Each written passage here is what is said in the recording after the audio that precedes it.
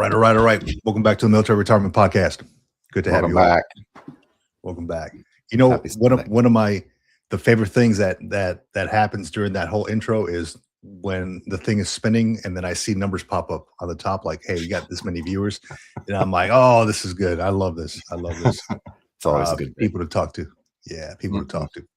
Cool, man. So you coming to us from somewhere that is not your studio. Are you being held hostage somewhere, or what's going on? Well, I took off the what they call the zip tie cuffs. Yeah, zip cuffs. Just like or for the duration. Yeah. Nah, just trying to circle back and spend some time with family in and about St. Louis, in and around St. Louis area. If anybody's in the St. Louis area and you want to meet up, drop a comment. Let me know location. We'll go meet up for coffee or something. Coffee and veterans. But yeah, St. Louis did a week in Vegas for work and circling back to do a week here. And my wife said if I want to stay for another 6 months, it's fine. She likes the quiet at the house. So you said another 6 months.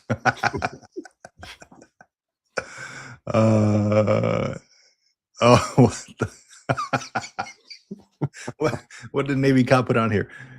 Holy crap, quick glance. I thought Vic was talking to someone in the Chinese government. Oh man.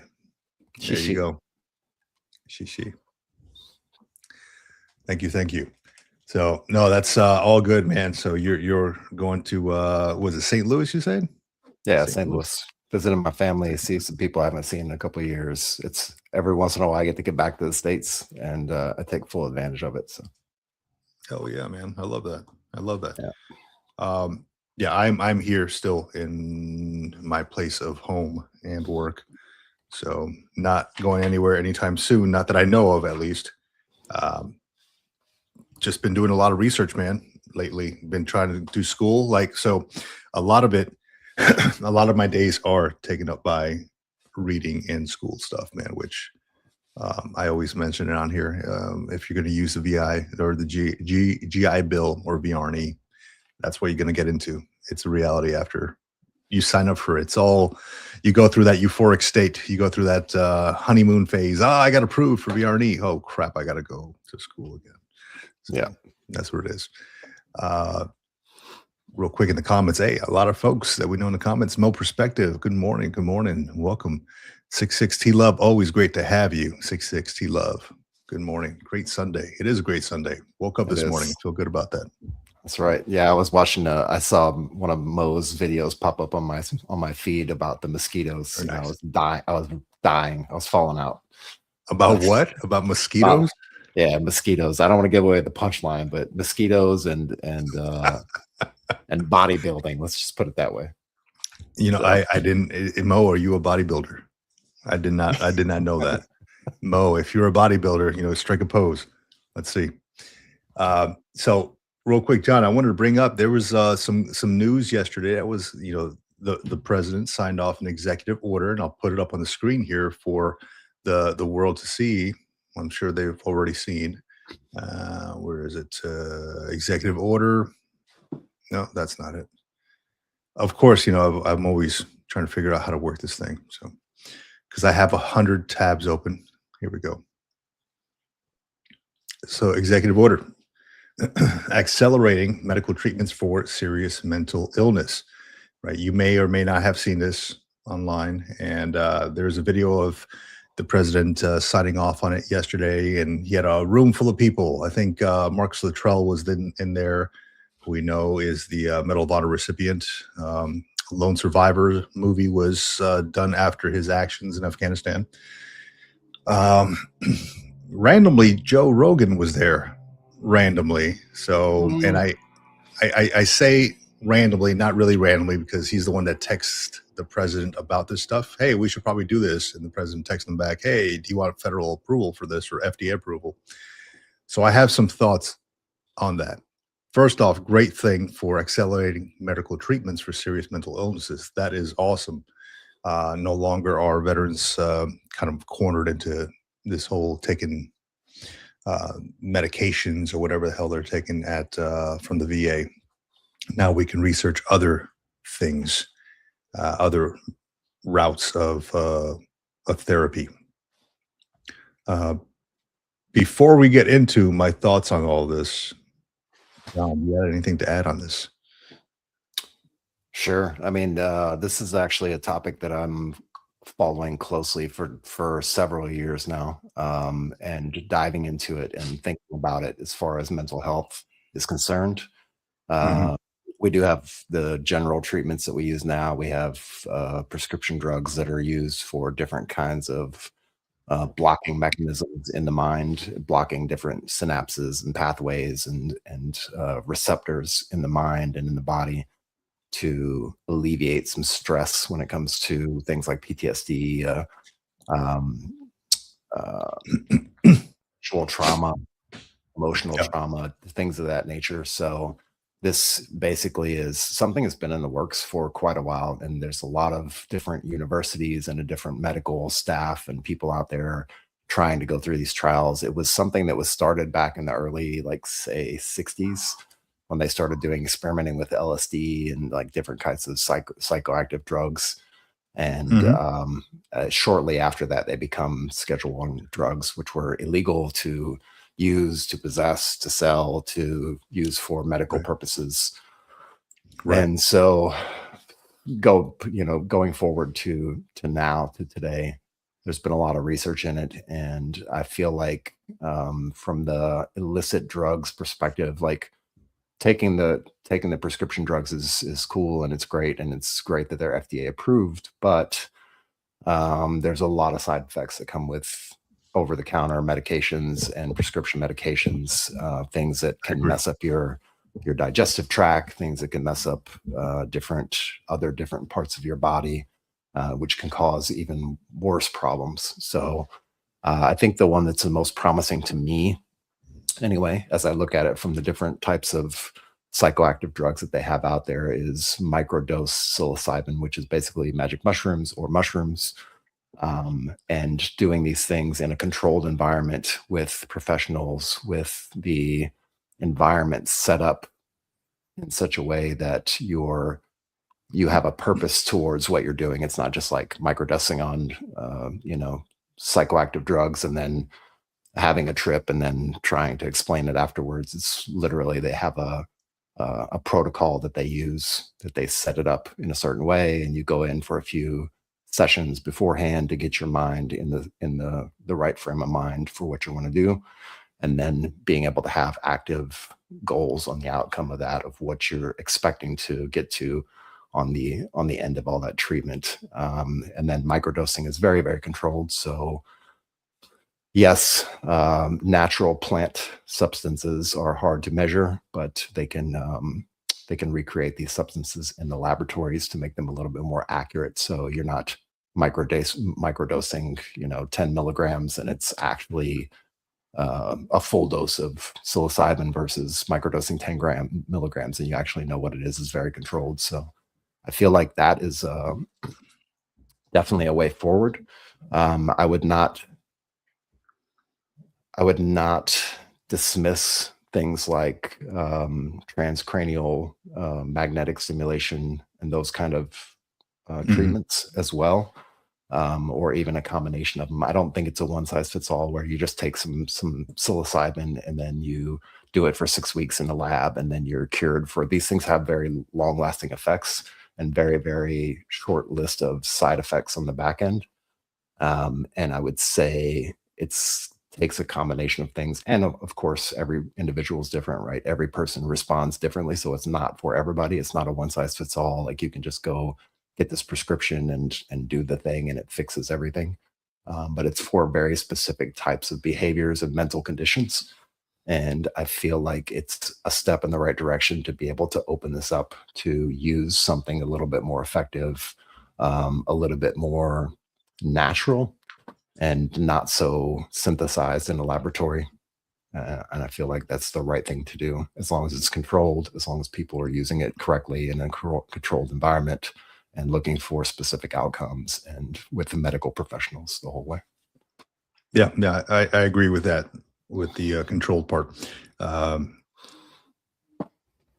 when I think about it, specifically, like, I'm thinking here ayahuasca. I know many people have done that and have gone through the ayahuasca thing. I have a good friend of mine who is, he comes from a lineage of shamans, and he Mhm. himself left the Marine Corps and did a study thing and went into essentially his family business, which is shamanism, right? So he became a Yep. shaman. He does trips for veterans and things like that. Very good friend of mine. So it's hard. People have different experiences with those. It's hard to kind of gauge what everybody's going to have, right? Some people just get super paranoid after the fact. Some people have great experiences. Like it opens up. It's like opens up their journey, their path, their purpose, their mission, right? So very different scenarios. What came to mind when I saw this, like I was overjoyed, happy about it. Like, oh, finally, Yeah. there's been such a push for such a long time for this. But I'm of the mindset, the same thing that Mo Perspective put up here. The fact that it took a celebrity to get this going is interesting.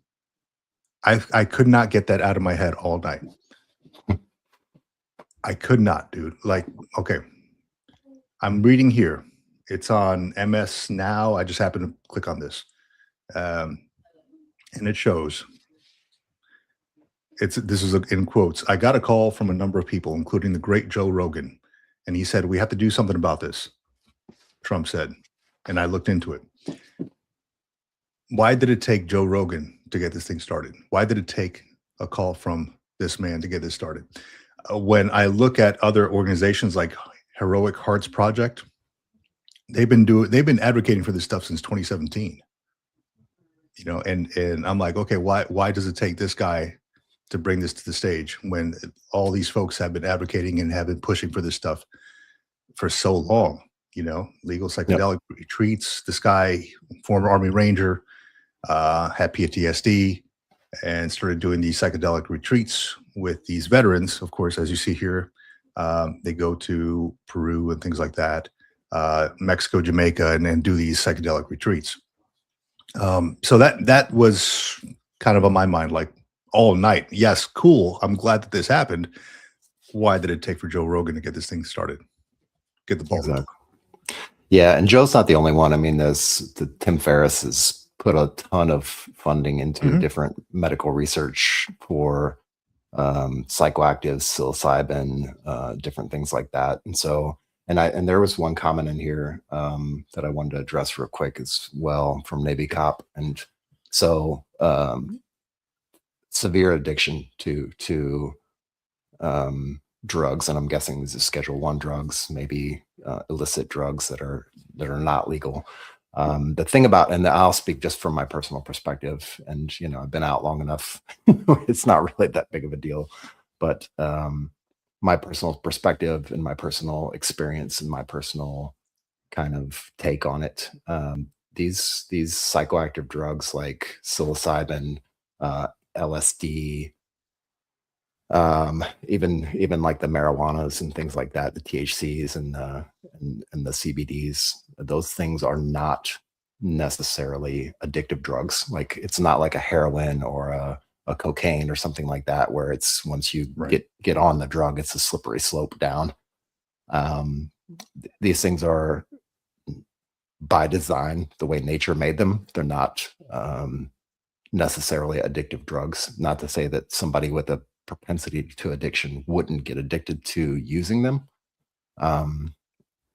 But I think also, again, like I said, in a controlled environment, and you're microdosing, which is very, very, very tiny, like micro amounts of these drugs in a controlled environment, I think it's the set and setting that really makes the difference. And as you had on that website that you pulled up, it was literally, I think one of the paragraphs in there was like, we do 3 or 4 consultations before you even go through the treatment. That's right. And that's the kind of the pre-planning to get your mindset, to figure out what your objectives are going to be, and to understand what the overall outcomes are going to be from this treatment.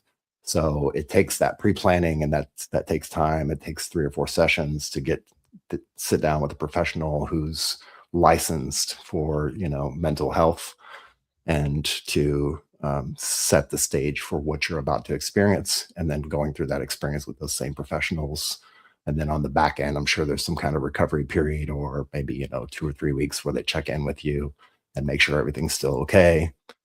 Hmm. Again, these are not for everybody. These are definitely not a one size fits all, and not everybody's going to respond to these chemical substances the same way. So you have to definitely consult with physicians, and I'm glad that they have the medical professionals kind of coming in and backfilling and making sure that that's all set up. But to the original point, like, that's not just a Joe Rogan. There's a lot of people out there who are shoveling money into psychedelic research, and these things have been ongoing for many years.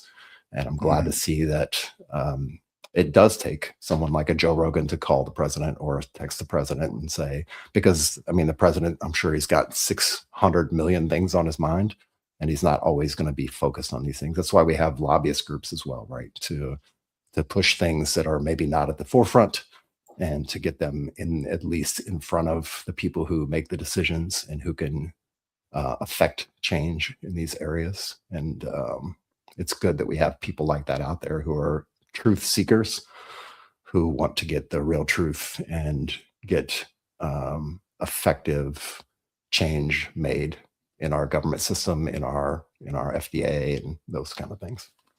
Yeah. Yeah. I was looking here at the comments as well. Mo Perspective, you are on a roll, lady.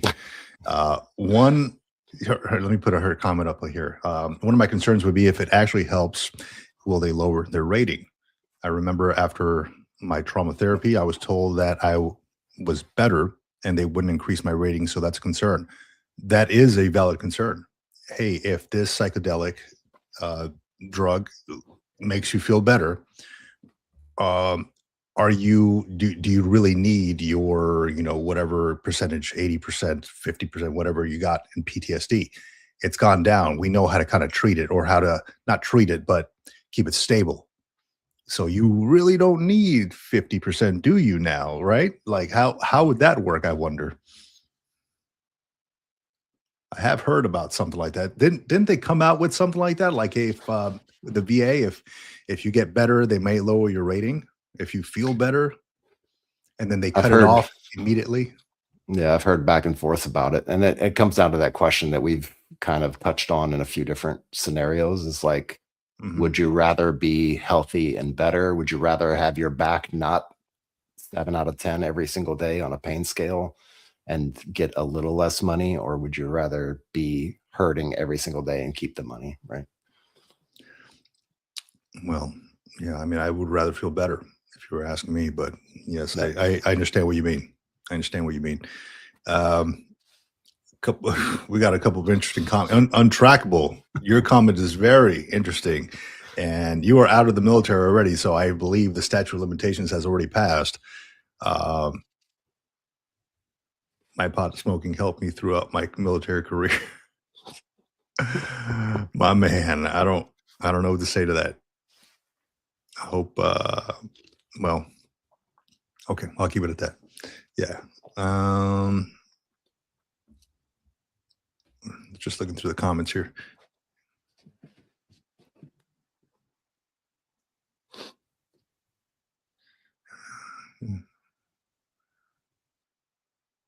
Yeah, so Mo Perspective again. I interviewed a former vet I served with about her psilocybin experience, and she still does microdosing, and it helped her tremendously.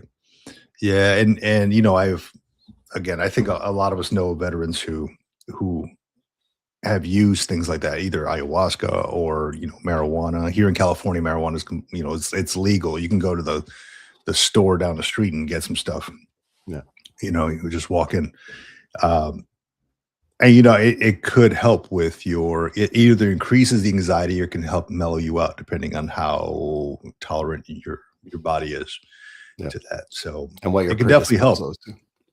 Yeah, it could definitely help. And I know that there's been a push for like marijuana, and they're still in the research phase of all that, because they don't really see the good of it, I guess, for lack of a better term. They don't see the complete good of it to get it FDA approved. Right. And I think what they signed for yesterday, at least what this guy Joe Rogan mentioned to the president was, what's the name of that drug there? Ibogaine, which is I think it's an African drug. Yep, I'm looking it up sounds here. right. Yeah. So again, I have like 1,000 tabs open, so I only see like a quarter of the tab. Yep. This is terrible. I should probably open up a new like window for our stuff. Yeah, and again, to address what Navy cops' concerns are, and I feel your concerns. I'm reading through this comment. You can put some on the screen if you want, but yeah, specifically, like, so we're talking about veteran concerns with mental health, PTSD, like post-traumatic brain disorders, and really severe sides of therapy that would be needed, and medication and intervention.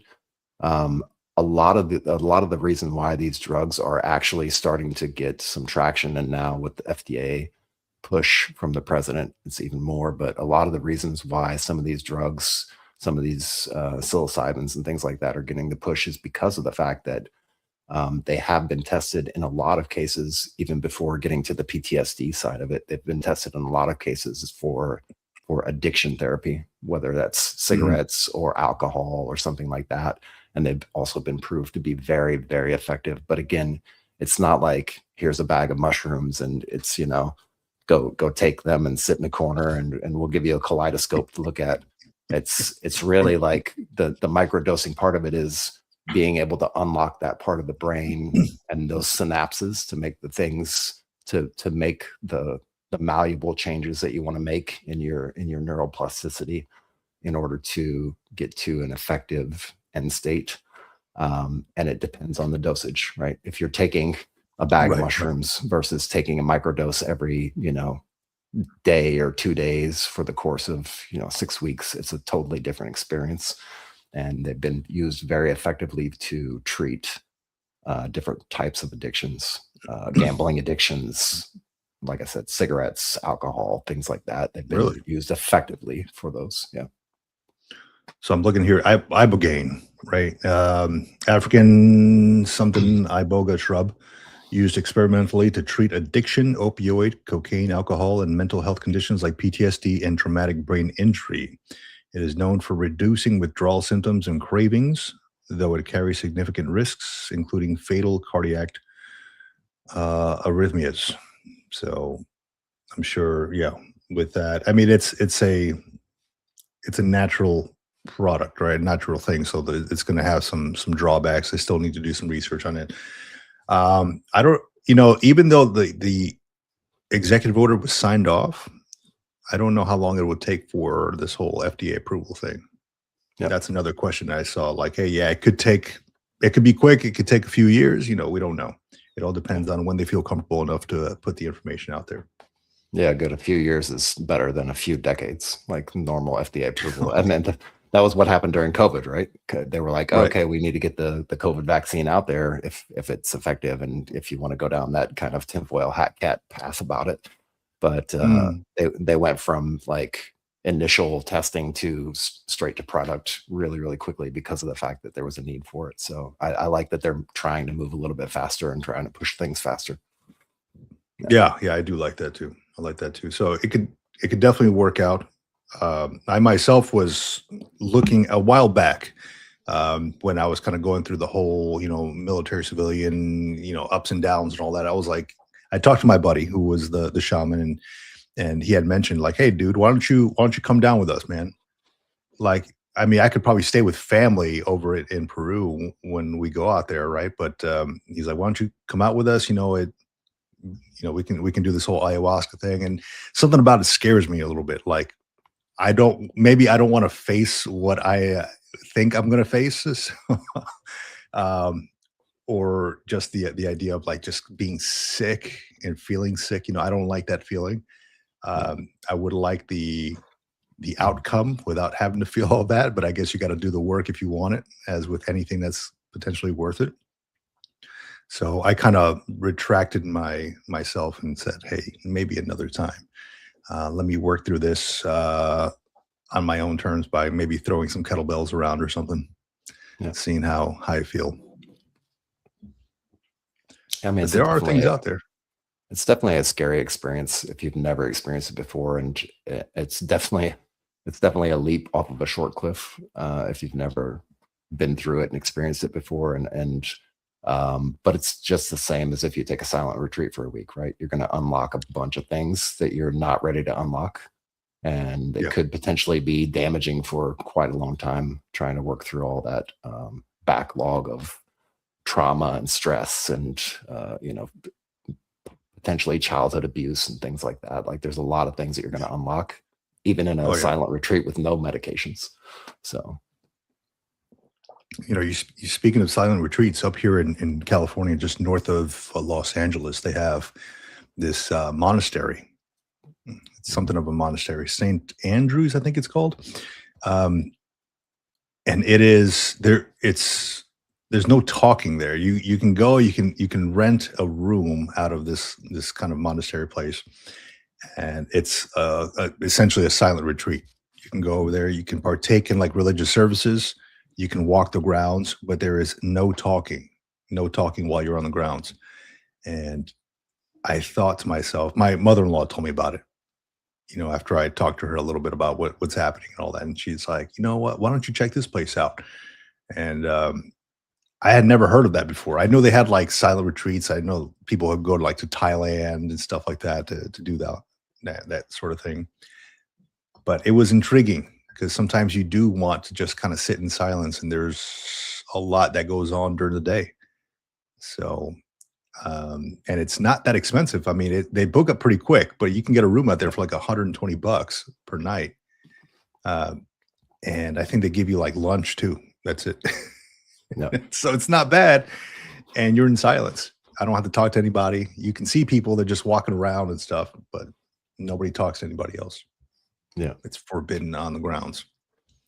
It sounds great up front. And then when you actually sit in silence for 2, 4, 6 hours, I mean, I think that's why people have a problem with meditation, They have issues in trying to get started with things like meditation, because just sitting in silence for 5 minutes, 10 minutes at a time is really, really, like, you think it sounds pretty easy, but if you imagine the amount of time you spend like reaching for your phone or reaching for the TV remote or going out to get some kind of sensory experience, like sitting in silence for 5 or 10 minutes is quite difficult if you haven't ever done it before for the first time. Yeah, it's tough. It's rough.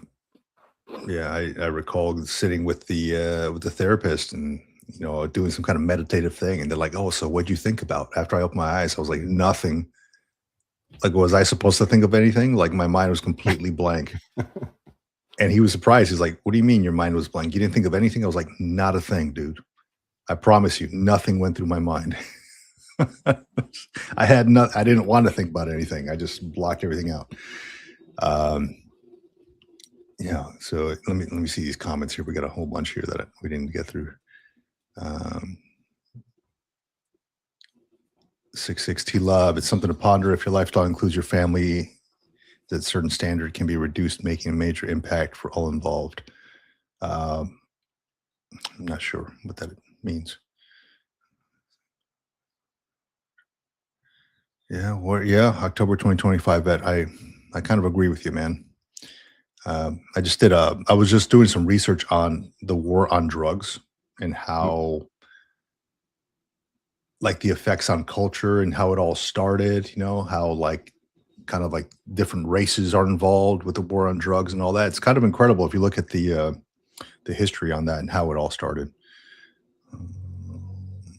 And if you do want to do some research and like get yourself up to speed a tiny little bit, a really great author that kind of speaks to this in multiple books, Michael Pollan has some really great books and some documentaries out there as well, as far as like psychoactive drugs and his experience with it and his coming to it with not a lot of knowledge and then kind of diving deep into it and immersing himself in it and then writing about that experience and how it's formed. There's tons of books out there, but Michael Pollan would be a great starting place if you wanted to get kind of up to speed and just get educated a little bit. There's a lot to know. A lot to know.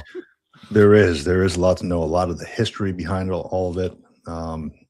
where's that book I picked up here? I'm still trying to get through all my other stuff, but I picked this one up at the VA, and I'm looking to get into this one pretty soon. I already went through like the first chapter on it. War and the Soul. So it is healing our nation's veterans from post-traumatic stress disorder. And I'm sure it has some kind of psychedelics in here as well. So I'm curious to dive into that one. Usually when I'm at the VA or something like that, or the VA or the DMV, I do all my best reading when I'm over there.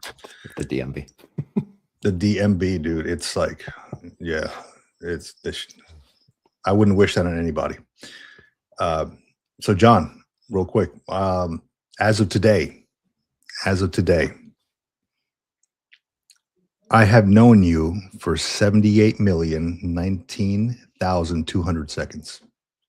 201 seconds. That's a lot of seconds. 202 seconds. That comes out to 903 days. This goes back to our first interview when you actually brought me up on the Retired.Army before it was Military Retirement Podcast Retired.Army on October 30th, 2023, while I was still on terminal leave. So don't ask me why. I was just going through all our videos and stuff, seeing what we've kind of the journey that we've been through. And I'm like, man, I've known John for quite some time, since October 30th, 2023. And then after that, in November 18th, I think it was when we teamed up, November 18th, 2023. And then, 903 days. So we're good until we start getting close to the 2,500 day mark. That's when we get close to the 7-year itch, and then we might have to part ways and divorce. Oh, okay. Well, we might have to do that then. We'll see how it goes. No, I'm just messing with you. I'm like, damn, John. If we can get past 2,500 days, I think we'll be safe. We'll be good. Yeah, Relationship will be all continue. Right. Let me see here. Yeah, there's a lot of good comments on here. Hey, Oliver Rust, welcome, sir. Howdy. Let me see here. Sleep apnea, meditation leads to what Navy cop put on here? Meditation leads to me snoring and waking all the rest of the people up. Yeah, man. It's no good. So yeah, that is a valid concern though, what Mo Perspective put up here. And I'm curious to see how it goes. If it makes you feel better, how does that work with VA ratings? So more to come on that one, I suppose, right? It's always one of those things, right? Like they want to implement something, and then that one thing will lead to another, and it affects all these other different things. And at the end of the day, it's like, hey, what do we do now? We can't make everybody happy. Yeah. So it is what it is. 660 Love, if they use the treatment and your condition getting better to reduce your rating. Yeah, that's exactly what we were just talking about, I think. Yep. It's a concern. And again, it boils down to, I mean, you don't have to take the treatment. You don't have to opt in for the treatment. You can just deal with the pain, the suffering, and the stress, and the migraines, and continue to get paid. And that's a choice everybody has to make, right? Yeah, you could. I mean, how much do you want to get better, or is your lifestyle revolving now around your income or the VA disability income? That's a lot of folks use that to pay their stuff, their VA or their mortgages, their cars, whatever. If that gets taken away, but you feel better, how does that work for you? I know one thing that they're not going to take away right now, and it makes me feel better every single day, is my VRNE entitlement. That's one thing that they're not taking away yet, and it makes. Well, they already invested in you. Amazing. It's amazing. They've already invested in you. You got your foot in the door. They already invested in you, man. So tell me. We talked a little bit about this before we came on live. They hooked you up, man. Finally. Yeah. Well, I mean, so let's just say this first. Like, even if I get smarter, they're not going to take the money back away from me for the VR&E benefit, which is a plus in all ways. Yeah, I took your advice. I thought about it when I first signed up for VR&E, and I was like, I don't need it. It's cool. I got my own stuff, and it works. But when you mentioned, when we were talking about it a few weeks ago, went ahead and dove in and got the tech package, and I didn't get the whole tech package. I literally just got a laptop. But after using the laptop every single day and going to school and working with it, I actually ended up buying my own iPad at some point so that I can do some mobile stuff and back and forth. Because sometimes we do classroom stuff, sometimes we do it online, sometimes we do hybrid. Sometimes I have to have a 30-minute personal one-on-one with my professor. So yeah, the laptop gets old after a while, and with all Apple laptops, after a certain amount of years, they stop supporting them. So reached out, talked to the VR&E rep. Being in Europe is really, really difficult. They cannot ship laptops to people in European locations. So he was like, you can do one of two things. You can either go to the NEX or the PX or the AFES and pick something up, whatever you want to pick up the warranty package for it, pick up mouse, speakers, whatever you need for your tech package within a certain dollar amount, and then just send us the bill and we'll reimburse you for it. And I said, well, I'm going to be in the States for a couple of weeks, so maybe I need to hold off, and He was like, oh, well, that's even better. If you're going to be in the States, then let me just go ahead and sign you up for the package, get the thing. I could ship it to an address there in the States. You can pick it up and then carry it back with you to Europe. So, and he was like, yeah, and with that, if I'm able to make the purchase for you and send you the tech package, then I can actually, there's the limits raise a little bit whenever that happens. If it's a reimbursement strictly, there's a cap. But if it's not a reimbursement and they can do it directly, then they work through their vendor who handles everything. They just send them over email and say, hey, send them this, this, and this. And then they get it and they send it out, and it's super, super fast. I think it was like a 2-day turnaround at most for them to get it here. We got the machine, opened it up this morning and plugged it in, made sure everything worked.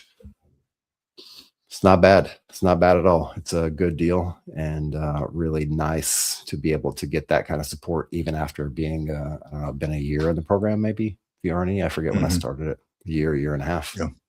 So even after that amount of time has passed, I can still reach out to my rep and say, hey, I need XYZ. Can you guys hook me up? Or is there some way you can link me up with somebody who can take care of something that I need for my schooling stuff or my vocational rehab stuff? Excellent, man. I'm happy for you, dude. Finally getting it done. And now you can find that same laptop on Facebook Marketplace under John for the low price of $39.99.95. Shit, if that's what you're selling a MacBook for, I'll take it. No, it's all good, man. And like I think I've said it a couple of times, like, hey, look, I have a feeling like that benefit's going to go away. I was on Reddit yesterday, just seeing folks who were like on the fence about VR&E, like, hey, I just got approved for VR&E. What do I do? Now, I want to do, this guy wanted to do something hands-on, but he also has carpal tunnel, like back issues. I'm like, dude, you're probably not going to get approved for that hands-on stuff. You're probably going to get approved for something like human resources or something that doesn't exacerbate your conditions. So look into other things. You may not get what's on your wish list, but if you want to use the VR&E, it's there for you, but you have to fall within their limitations, right? Than what they put out there. So it's cool that you got approved. That's step one. Now you got to convince the dude or lady or whoever it is that you rate what you want to do as a career. Yeah. And that's actually one of their main concerns, right? It's not exacerbating your conditions, your medical conditions, your VA rating conditions. Yeah, that's right. That's right. And it's funny because then it's like you're trying to figure out what you want to do when you grow up now. Like, what the world is open. Like, what do I want to do now? Do I want to, be a zoologist or, researcher? What the hell do I want to do? There is no they would not pay for my VR&E to be a YouTuber. I'm like, I want to be a YouTuber. They're like, sir, we cannot support you being a YouTuber. You do not need a degree or technical training to be a YouTuber. Well, of course, I need public speaking. I need to know how to work this stuff. So there are people who get approved for like cinematography or filmography. I think film school, right? Then they give them the laptop, they give them all the software, and they give them a film or a cinema camera, which is like the Sony FX30s or something. They can purchase all that stuff for you if it means that it's part of your school curriculum.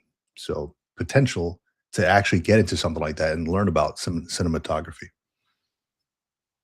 And get equipped with the stuff you need so you can get fast tracked to your career path. Yeah. Hell yes, man. And you get a good piece of gear there. Who doesn't want a Sony FX3? You know? I mean, now that I think about it, maybe culinary arts would have been the path to go, because then I could get a nice set of Japanese knives and like some cool like clad cooking pans and shit. But you hate cooking. I love cooking. I love cooking. I love cooking. No, I'm saying just like if somebody was to say something like that, but they hate cooking, they just want the want the knives. Just want the knives. No, that's actually one of the most therapeutic things that I do is like dicing vegetables, like literally just sitting there dicing. I'll do the mirepoix or the sofrito or whatever you want to call it, the celery, carrots, and onions. And I'll sit there and prep those. I'll buy bulk celery, carrots, and onions and just sit there and prep those for hours. And that for me is one of the most therapeutic things that I can do to ease my mind. That's my form of meditation, is just chopping vegetables. Do you ever?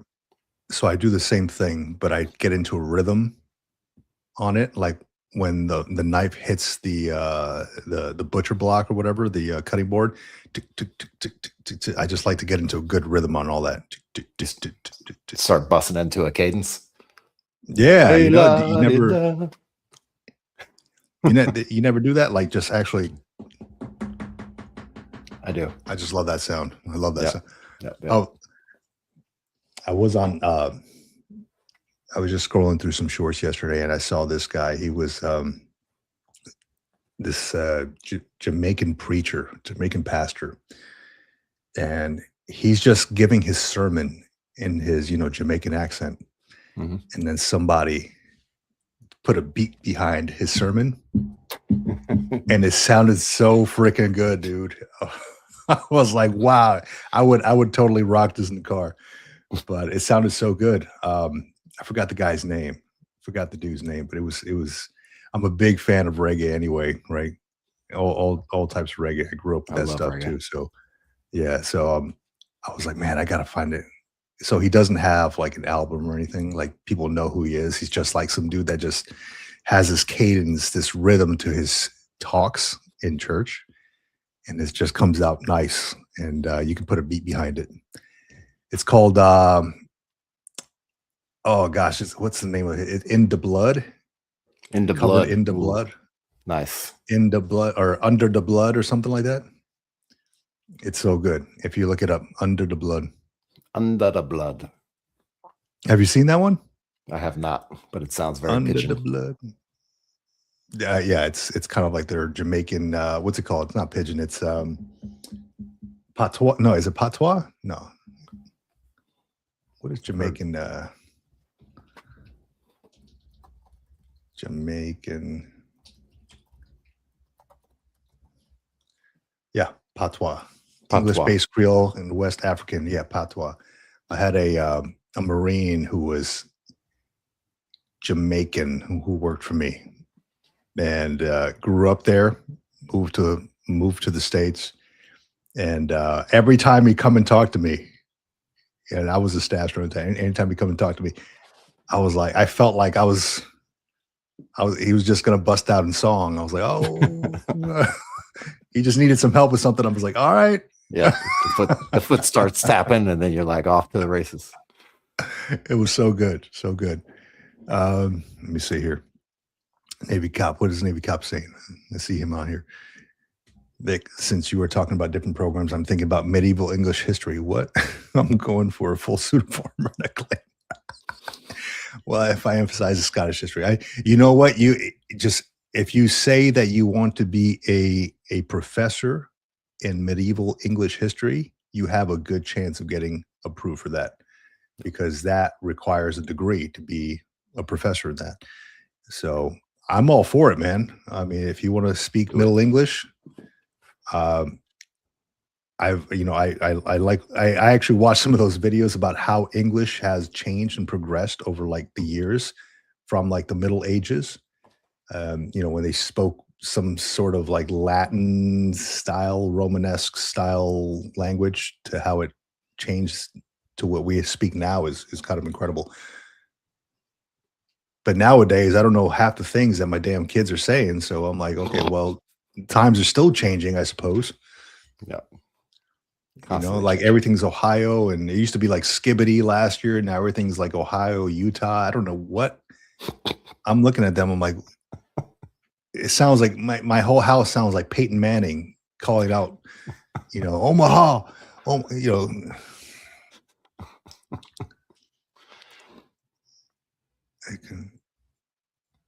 just reading some of these comments here.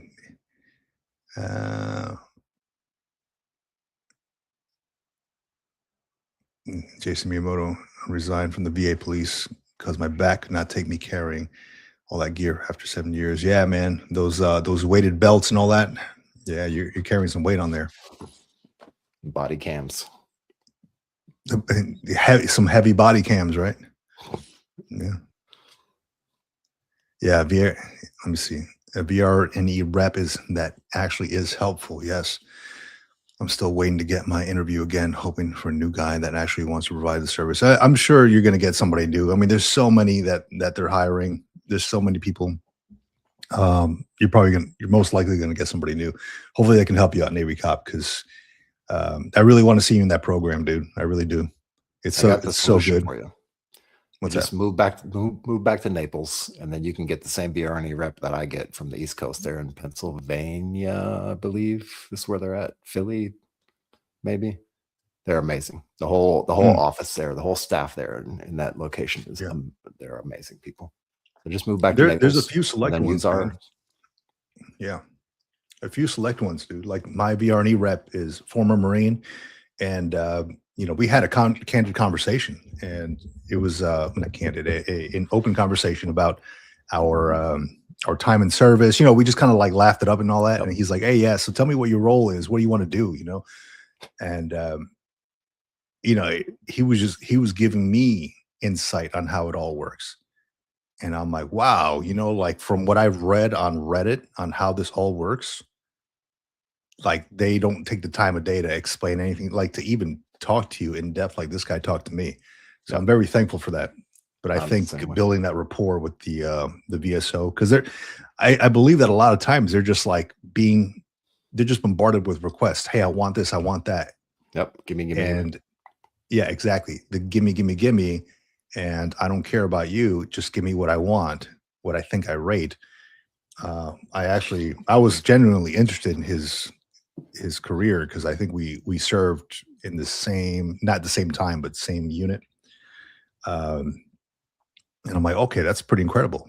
Tell me about this. Who do you know? Do you remember this CO, that CO, or whatever? So it was a fun time talking to this guy.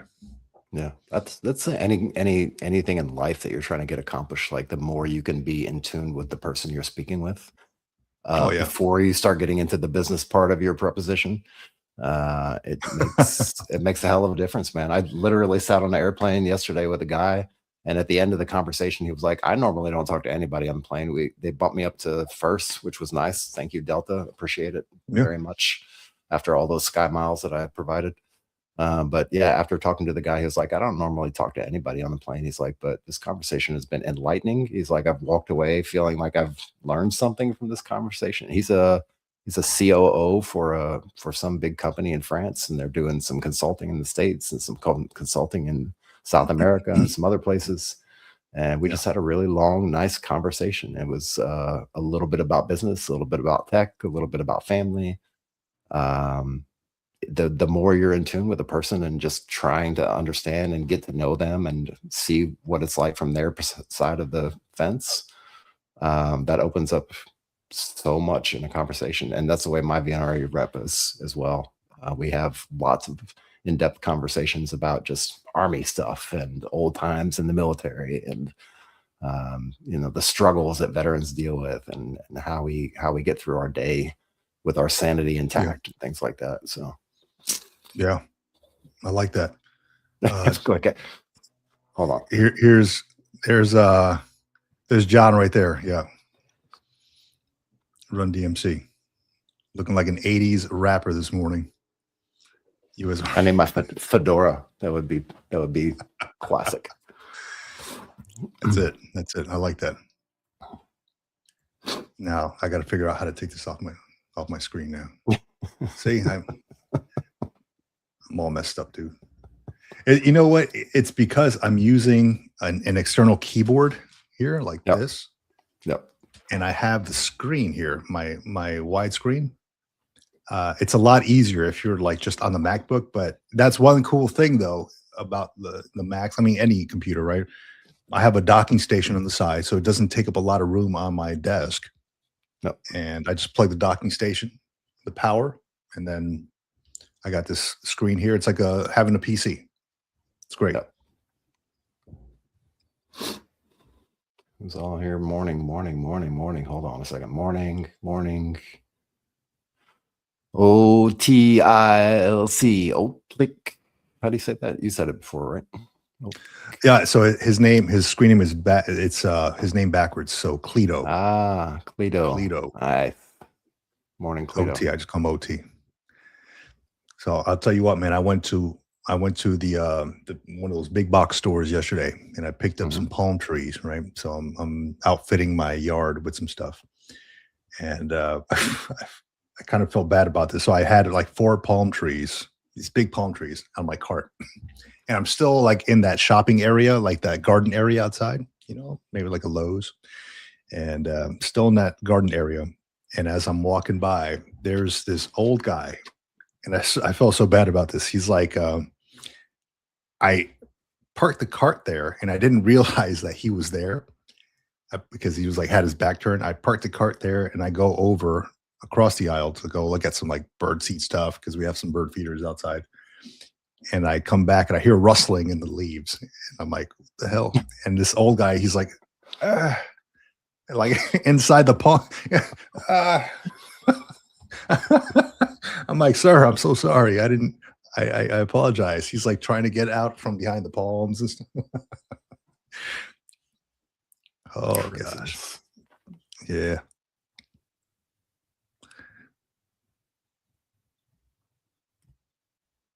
Oh, is that the one you just brought up? You're good. My interview was with an ex-Air Force guy, or so he said. And he had me dropped from the program within the interview. Didn't even get to wait for a determination. It was very government efficient. It sounds like government efficiency right there. Yeah, at its best. Yeah, Department of Government Efficiency. Man. At least I got you guys to smile this morning. Yeah, man. I'm always smiling, man. Chuckles and grins all day. Just glad to be alive, dude. That's it. Yeah. Glad to be here. Glad to be here with all of you. It's always fun to hang out absolutely. with every single one of you. I love it. It's the highlight of my week. Yeah. Let me see what we got on the list here. I left my little logbook over in the other room. I usually write at night. So I write my ideas and my thoughts and stuff like that. So I have different journals, right? I have one that I do my little cursive writing, like deep thoughts at the end of the night. And then I have one that I'm just like scribbling on, like, hey, ideas, whatever comes to mind. I'll just like spit it all out on there. And then I got my other little one where it's on the go, kind of like my wallet type thing. Yep. So a lot of stuff to keep track of. And of course, the green logbook. Can't forget about that. Patent pending. Or trademark pending. Trademark pending. Yeah, there you go. Patents for products. Interesting, very interesting. Have you heard of hyperthymesia? I have not. Educated. Okay, that is highly superior autobiographical memory, an autobiographical memory. So there's this lady. I mean, there's like 10 people in like the world that have this, right? Uh, this lady who you may have known from the movie Grease. Her name is Mary Lou Henner, right? She Okay. has this autobiographical memory, which means that you can remember every single detail from your days. She can remember everything that has ever happened to her in her life since she recalls memory. Hmm. And she's been through what tests, and they've confirmed this stuff. Um, they showed some tests on their online, and they're like, hey, do you recall this? And she's like, oh yeah, that happened on Friday, April 8th. There was like a plane that crashed, and I recall this because of that, blah blah. And they just like threw out scenarios, like some doctor. I don't know how it was set up exactly, No. but it was very interesting to see that. And they had mentioned there's like 10 people in the world that have that rare condition, HSAM, autobiographical memory. And I'm thinking to myself, how first, I think my wife also has that because she remembers every freaking thing. She's like, hey, no. I remember you said this. I'm like, well, I don't. Yeah. Also, how cool would that be to have that? But also, how exhausting would that be to have that? I mean, I don't know if it would be exhausting or not. I mean, it might be exhilarating. It might be enjoyable. Who knows? It might be. Well, I mean, I bring it from my perspective, right? When I'm trying to remember too much, Yeah. right? This person just absorbs it like a sponge. When I'm trying to remember too much, I feel burned out. Yeah. I'm like, man, my mind is burned out, dude. Like, imagine when you're in class, just intaking lectures and trying to remember things for an exam or something. You feel burned out. This person probably doesn't have that problem. They can retain that information And recall it at will. Yeah, that's crazy stuff. Let me see. What Vic needs to make a fanny pack just for green log books. I am a fan of the fanny packs, man. I think those have come into the mainstream a little bit more these days. I see a lot more people wearing those, and I wear mine with pride, man. Sometimes on my front, on the side, not always on the fanny. Yeah. We've gone through a whole lot of them, man. And I like I mentioned, I keep all my stuff in my all my logbooks, a collection, library of them in my garage. I'm moving them out to my garage now, but yeah, this is, as you can see, this is completed this during a bass theater thing, trying to listen to the Back in the Saddle. I was just doodling in the back there, but you always start out with this logbook was opened on blah blah blah blah blah. So it's great to go back and read, right? To go back and read what you've written and what your thoughts were when you were a young person in uniform. It's always fun. Mileage, fuel, Yeah. fuel levels. Yeah. Yeah. They're normally used for that. I recall being in I had barracks duty at one point, and you had to go check in with this master sergeant, which and I'll give you a little story about this master sergeant here in a few minutes. But I had to go check it. This was in Iwakuni. I had to go check in with this master sergeant, and he's like, hey, look, we're doing this new thing with these barracks logbooks, right? He's like, you guys haven't been putting enough details in this stuff. He's like, I really want you to put everything in there, like, because I got to go brief the CEO on stuff that happens. Apparently some stuff happened. There wasn't enough detail in the duty logbook when this all happened. So he's like, I want you all to paint me a picture of everything. Like, paint me a picture in words on everything that's happening, please. So I was going through the duty logbook from the off-going duty. And before that, I was asking him, was like, dude, how was duty last night? And I was probably a sergeant at the time. How was duty last night? And he's like, oh, dude, it was weird, man. Like, these Marines do some weird things up here. Like, some guy came down in like a pink gorilla suit, like, and he ran outside. And then there's random Marines always bringing like these ladies up to the room and stuff like that. And they're like, hey, don't check them in. Shh, don't check them in. Like, trying to pay off the duty, but yeah, you can't be doing that, right? So I'm like, all right, paint this guy a picture. So that's exactly what we did. And the things that were in these logbooks, man. I wish I would have taken pictures of these things. Are just incredible. Like something like, PFC so and so walks upstairs with, or checks in and brings guest, who is like a 50-year-old Japanese woman. I'm like, what? What are they doing, dude? So yeah, it's crazy, crazy stuff. But yes, green logbooks, man, they're great for logging things in. Apparently, All the things. Yeah. all the things. Hence the green logbook. Mm-mm. Oh, so yeah, let me tell you about that master sergeant. Let me bring him up here. Let me see. So he was my master sergeant, not my direct one, but he was very involved in kind of the careers of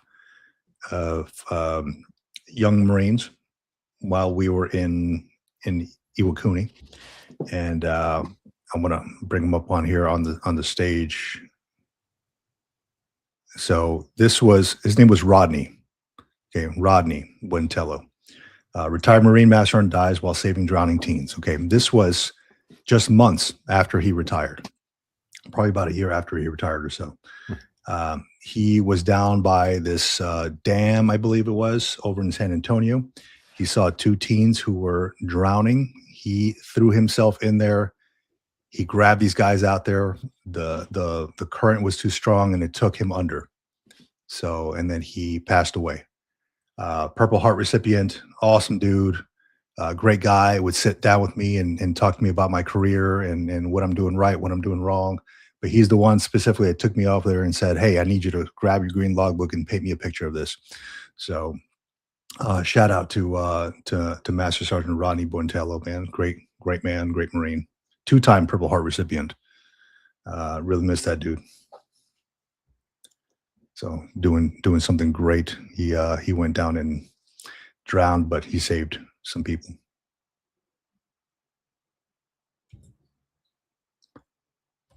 It's amazing the resolve that I would say the majority of military members have to go out there and stick their neck out for people they don't even know at Yeah. random times for random situations. It's truly amazing the things that the veteran community does for the civilian world, even beyond wearing the uniform, even beyond service. Yeah, it is, and I think it's the selfless service, right? Yep. Like there was always that saying, like in the Marine Corps, they would always say it, right? Like, hey, some people run away when they hear the shots fired. Marines run towards it, right? Yep. I'm sure many other services will do the same thing, right? There's been countless stories out there. Like when I was in Camp Lejeune, some guy ran into a young guy, a young sergeant. I remember being at his award ceremony. He was awarded, I think it was Navy Achievement Medal, Navy Marine Corps Achievement Medal. He saved a family from a burning car on the side of the road. Like they were stuck. Their seatbelt or something was happening. Like the car was burning, and he was like pulled the wife and 2 kids out of the burning car. Yeah, this young Marine, and I remember that they wanted mass participation. Like I knew of the guy, I didn't know him, but they wanted mass participation at his award ceremony. So I'm like, hey, I went over there and showed up. So it was great to hear, great to see something like that. Yeah, it is about selfless service, man. Let me see here. Go into the comments here real quick.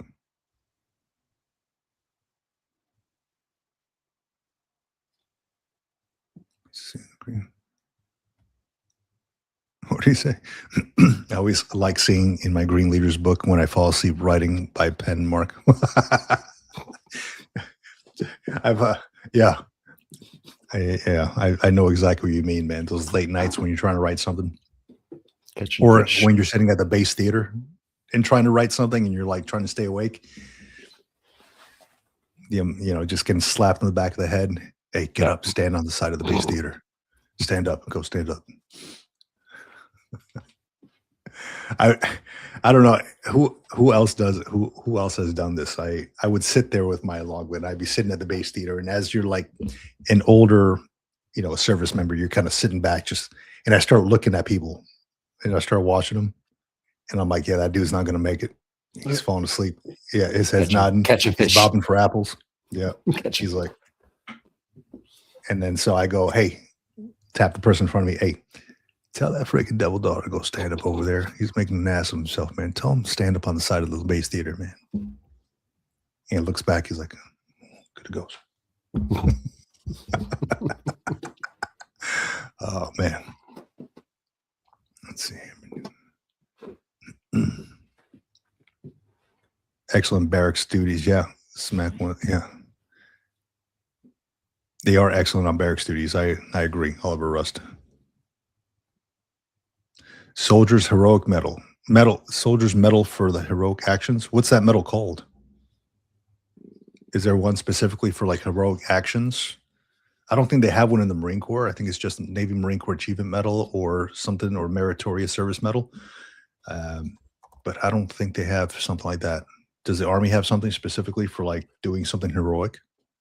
Heroic actions in civilian world or in the yeah. combat world?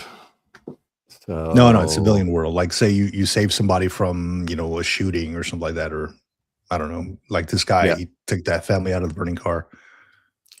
Soldier's Medal. Soldier's Medal is awarded for heroism not involving conflict with an enemy. So Soldier's Medal, yeah. Yeah, okay. I like it. So something specific to that. But I think that's I feel like specific, right? Yeah. The Army's got a lot more ribbons and medals than the Marine Corps does. Even the Navy, dude. I've seen like stacks in the Navy. I'm like, where you been, man? What you done? Oh, I'm a yeoman. I'm like an admin? Like No, like a Homo sapiens, like a human. Like a human. I'm a yeoman. Well, I'm a human.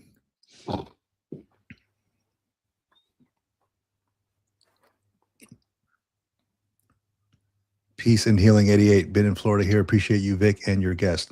No. This is John. He is the co-host.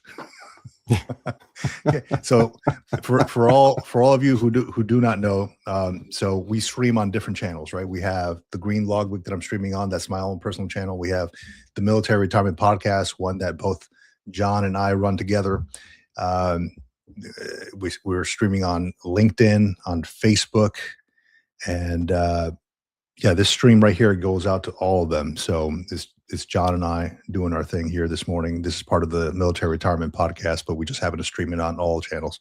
So all good, my man, all good. No worries.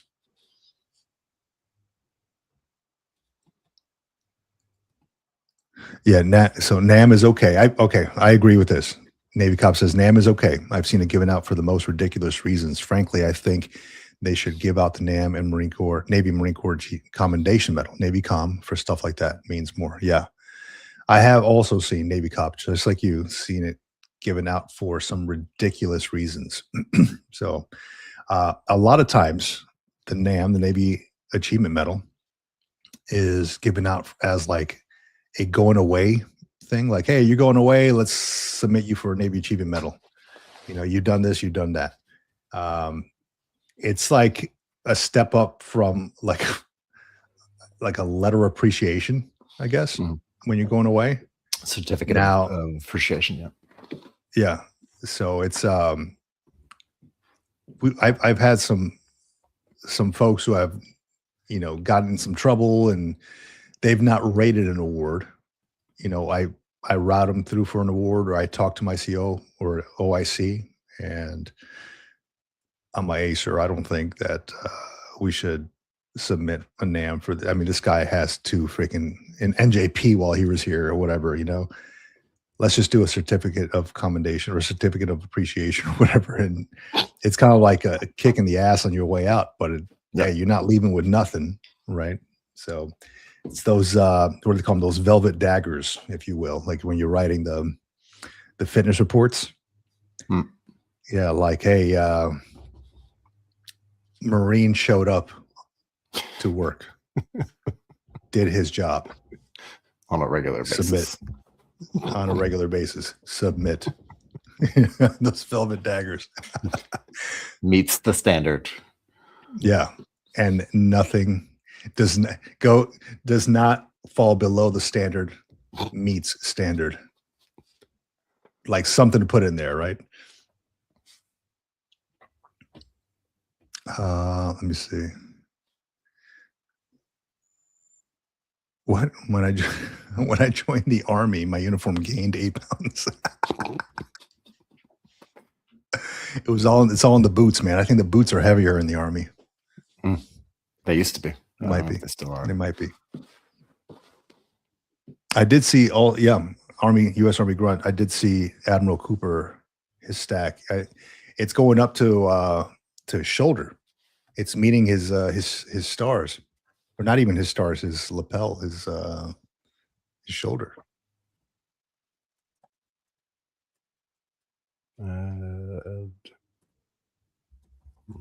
Cooper.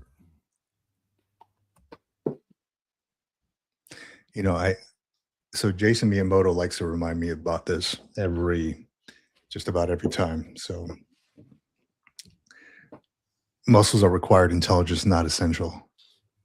Marines, that's what Marine stands for. Officers till their pay get messed up and go to the wine to fix it. Yeah. So that's what matters, right? The officers and the chow and the officers, right? And whoever buys the toilet paper, that matters.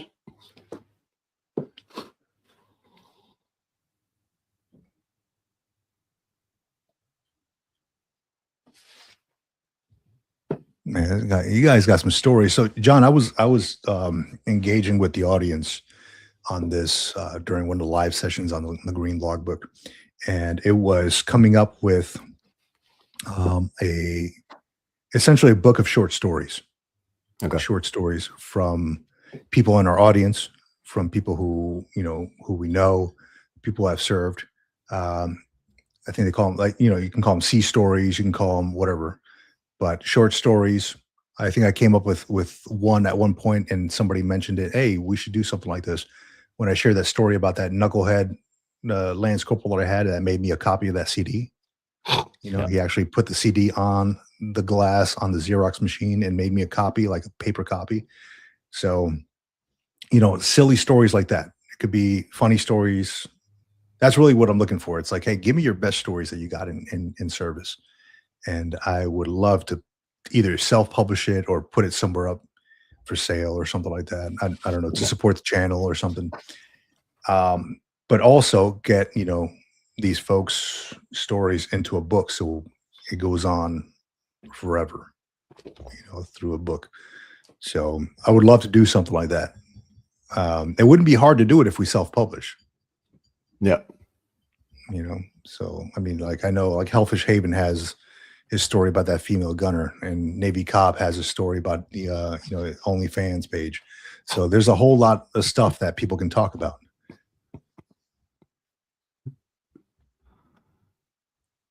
Yeah, it'd be nice to have a compendium. I'm actually in the process of looking at it's part of my school project for my business writing course, and it's a weird kind of school project for my business writing course, but I also try to that's one of the things I try to do with my schooling, since I'm doing it through the VRNE, and since I'm trying to get to a degree program that's more media related, marketing and advertising. And I'm trying to relate everything I do in every single class, even if it's just weird and off the wall, to what I do here with the podcasts, what I do with the bottom line up front book, what we do together in some of these ventures that we've been messing with, and trying to figure out and map out and see if I can understand the better way to rewrite and re-edit the bottom line up front book, and then also get it into the hands of a proper publisher and get some visibility on it so that it can get out to wider audiences. So I'm in the process of looking at that right now. Yeah. And I've talked to the library on nearby bases here, and they're willing to carry the book, as long as, of course, it has to be in paper format, right? They're willing to carry it at the individual libraries. So once we can get that sorted out, there's a potential there. There are, like, at the Camp Pendleton Library, Miramar Library, different libraries around here. I think MCRD too. They have military transition sections. So potential just to kind of wiggle one in there. Yep. Somewhere. Yeah, I'd say Oliver that. Russ, man, he's correct. Every veteran has stories. Yeah.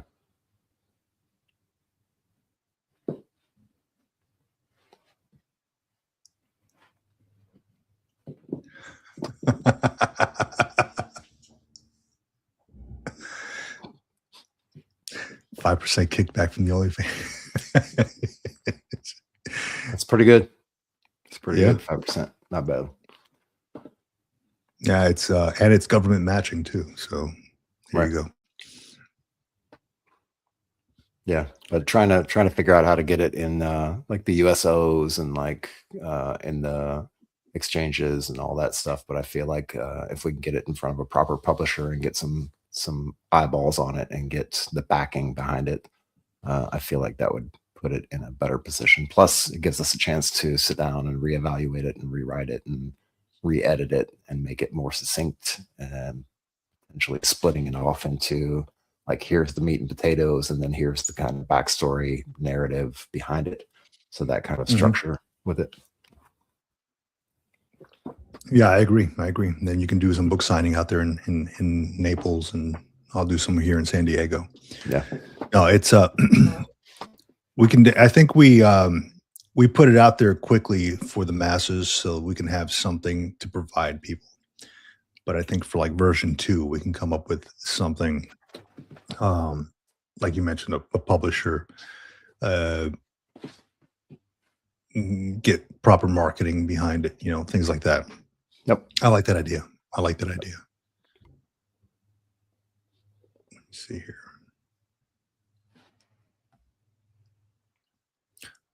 What's going on in the comments over there? Lots of things.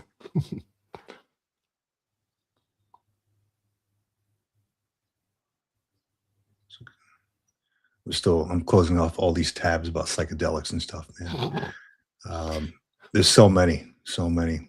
I'm reading. I guess I got to pay for it for this. So the Atlantic put out this article about warrior culture. Growing appreciation for hand-to-hand combat has permeated nearly all levels of American life. What does that mean? So I've been doing some research on the warrior culture in America. I've been doing some research on the toxic masculinity culture. Okay. Kind of like the bro vets or whatever they call them, like all these these other channels, these folks who put out content like for masculine content, right? And I've been doing a lot of research on that, so I'm still in the infancy stages of all that, but specifically like how that enters the mind of youth, and what the future of that looks like. So I have sons, and I don't particularly like them looking at that, watching all that content, specifically because there's a certain way, like, they see how I treat their mother, and like we're like best friends, right? And a lot of the masculinity content, the toxic ones, are like, hey, treat them like, not like a person, but like a piece of property. Yeah. So that's why I don't allow my kids really to watch that. My sons specifically. It's just around shaping good humans. So very curious about this. So I have a bunch of these tabs open about toxic masculinity, and it goes in line with kind of like what I'm doing with school as well, because we have to do research projects and all that, and you got to choose something to talk about at some points. So I kind of chose that. And at the end, of this, and I put it out there on the Green Logbook as well for anybody who's listening. I'm required to do a thesis or a capstone for this thing. And then I have to start forming. The professor already talked to us like, hey, start forming what you want that to be kind of early on. So that way you can have time to interview, to talk to people. And like, here's mostly the outlines and stuff like that you want to use. And a lot of my stuff is going to be around, it's going to be veteran centric, like the military to civilian transition. I'm still trying to form it, but I am putting it out there that I would love to talk to a lot of folks in the audience, in the veteran community, to get their perspectives on the ups and downs, lefts and rights, and all that good stuff of their life from uniform to out of uniform. And I'm trying to figure out the best way to do that. Instead of emailing everybody individually, maybe do like a Google form or something like that, put it out there for everybody to come on and submit their, I guess, put out some questions and everybody submit their stuff to Google form and it lands in my email box. And then I can get a hold of them accordingly, depending if I am going to use them or not, or use their story or not. So still working with that, but I do fully intend to put that out there as part of the research project, and they will be named as a reference in a thesis. So potentially that can be you or anybody watching. One of you. One of you. So exciting times we're living in. Vic doing research, be careful.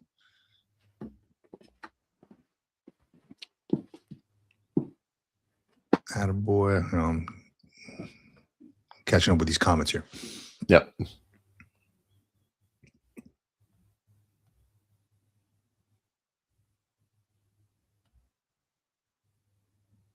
Storytime mini book. Yeah, I was just reading that one.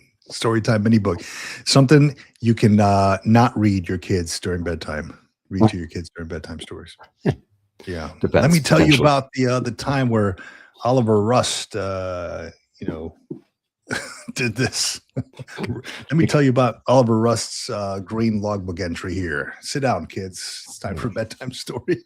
Have a separate chapter, not safe for work stories. Not safe for work. That's it. Hey, that could be veterans, not safe for work stories. There you go. Coloring book, PTSD, anxiety. Yeah, not easy to figure out at all. But I think if you think creatively about it, what you feel like you would want to do, or maybe an audience of one or an audience of a really, really small number, then just design it around that audience might be the best way to go. Speaking of the PTSD and anxiety thing, there was an app that I downloaded a while back. It was probably like 2 months ago. And it's kind of crazy, right? So I have my phone here, and it uses the what is it called? The light on the back of your phone. And what you're supposed to do is hold it up to your face like this, and it has different flashes of lights at different intervals, and it takes you, and it's kind of trippy, right? I'm sitting there with my eyes closed, and kind of like a dark room, and it's just flashing. And as it's flashing, it feels like you're having some kind of outer body experience. It's kind of weird. And then I stopped it after a while. Like, you're supposed to be completely relaxed. I was on the couch and I held it up here, and it's just like, I stopped it after a while. Then I was like, I thought to myself, this can't be good, right? There's constantly flashing lights over your eyelids, which essentially is still hitting your eyes. Yeah. Given that your eyelids are so thin, this can't be good, right? So I quit it, but there were so many good reviews on it. I was like, I just got to try this out. I just got to make myself the guinea pig. I'm wondering if anybody has ever tried something like that, or have you, John? I have not tried it. I'm reading on it here just quickly, just to get quickly educated on it. It says rhythmic photic stimulation, or FLS. Yes. And it's used for things like reducing Alzheimer's amyloid plaques at 40 hertz. So I guess the range goes from 5 to 30, but this one says at 40 hertz, it's good for reducing Alzheimer's amyloid plaques. And it's also good for traumatic memory EMDR flash technique, managing jet lag. Never heard of that. There you go. Interesting. But yeah, it also, I think it relates closely to the sound waves that you mentioned a couple weeks ago about the 30 hertz, 40 hertz, 50 hertz. I feel like all those things, because they all have to do with frequencies, right? So if you can tune, because your brain works on frequencies as well, that's how it operates. And if you can Yeah. tune into those frequencies, whether it's through light stimulation, sound stimulation, one of the sensory stimulations, and you can actually pinpoint in on a 30 hertz frequency or a 25 hertz frequency that actually affects a certain part of the brain. It's super, super interesting. It's like the magnetic therapy, right? The magnetic therapy is the same, right? You put this giant magnet on your head and they Yeah. expose your head to this magnetic field for a certain amount of time over a duration of, 1 hour every hour for 8 hours a day for 5 days. It's the same kind of thing, because magnetic fields are also based on a certain frequency of electromagnetic energy, right? So Yeah. it all kind of revolves around that same theme of tuning into a frequency to tap into a part of the brain, which and then so now that I think about it, and I want to step back a little bit away from it, what we were talking about in the beginning and what the theme of this whole show is, kind of at the beginning, was psychedelics and what those actually do and how they tune into certain frequencies or maybe restrict certain frequencies in the brain for a duration of time. Wow. Huh. So I'm going to share this here on the screen, Uh-oh. and this is, excuse me, this is from the National Institute of Health, and I get a lot of my research stuff from this National Library of Medicine, but this talks a little bit about it. Effect on frequency and rhythmicity on flicker light induced hallucinatory phenomena. Flicker light stimulation. Strobic light on closed eyes to induce transient visual hallucinatory phenomena such as perception of geometric patterns, motion of colors. It remains an open question where the neural correlates of these hallucinatory experiences emerge along the visual pathway. So very interesting read on here. I just started looking at the abstract a little bit, and I'm like, okay, well, this is exactly what I was going through. Yeah. Flicker light stimulation. So that's what that app. I can't remember the name of the app, but this is what the app talks about. And of course, this is an actual like researched, scientifically researched publication here on PubMed Central. So you can cite the thing if you want to. I know we go through a whole lot of these, John. So I don't want Tons. to put you through that right now. I'm going to keep this one in my bookmarks because I'm probably going to have to use this one here pretty soon. I just came across it just now. But yeah, that flicker light therapy, man, it is trippy. It is pretty crazy. It made me feel relaxed, but in my mind, I'm like, I should probably do a little bit more research on this before I get completely immersed in this and start using it every day. It can't be that good. And I have no idea if it is or not yet.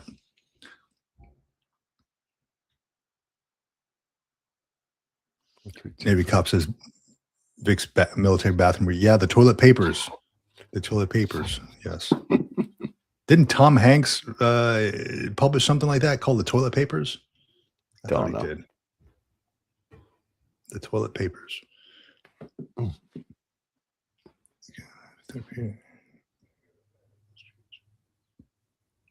The Cav book. A guidebook for therapeutic art making for veterans, those currently serving, and military connected populations. Is that a book that exists, or is that the book that you're trying to create, Hellfish? The Cav book.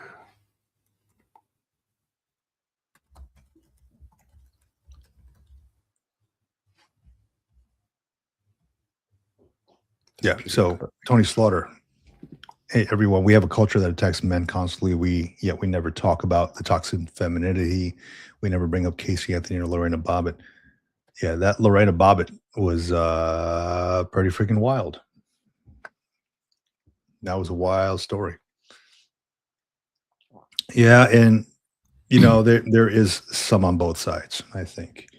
Uh, but I will say that as I have both a daughter and two sons, and my daughter is, in her 20s already.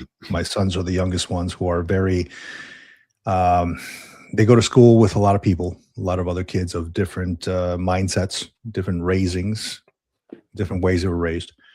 And I cannot rely on their teachers to do all the work. So at some point I need to, throughout their life, I need to be that figure in their life that teaches them right from wrong. And this is how you treat your fellow human being. This is how you treat a woman or a lady, or, this is how I would do things. So just kind of showing them the right way, right from wrong. Cav book. There we go. Thing. Yeah. This is from the Indiana, what's it? University of Indiana? Indiana University of Bloomington.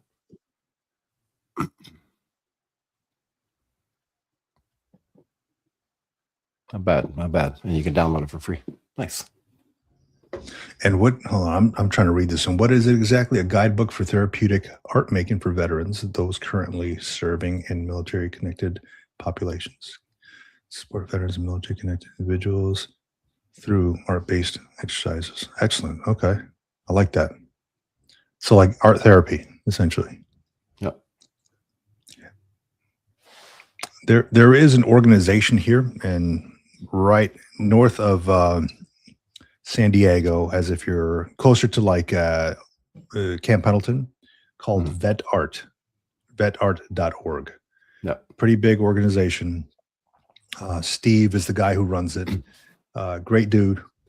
And they do like this Raku night on Fridays, which is, I think it's like an old Japanese term for like firing ceramics and things like that.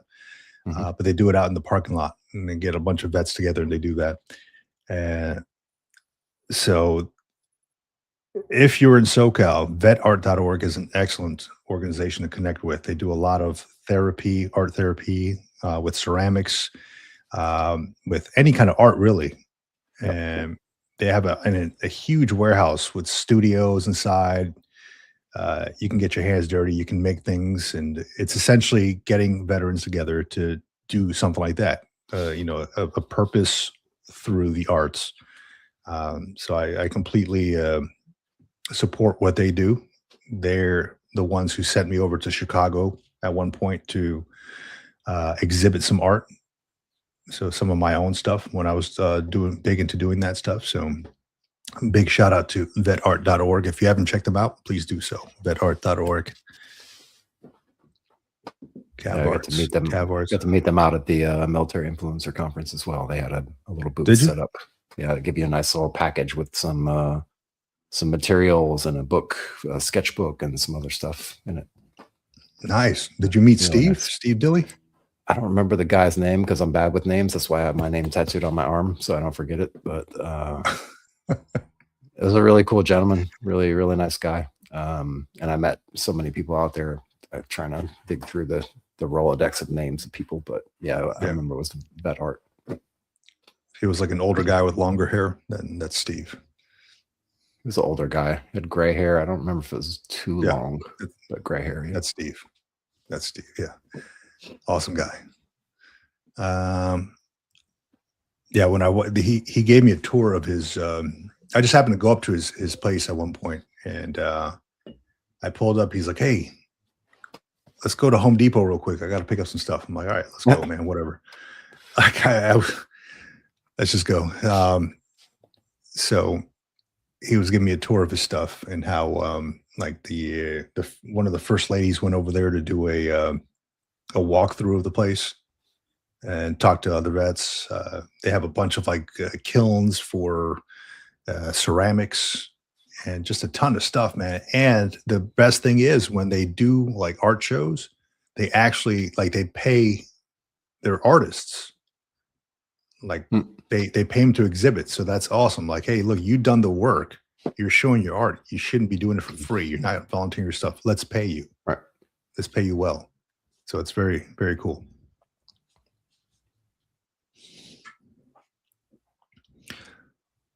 My junior high arts teacher was a World War II B-17 belly, and he was an art teacher, right?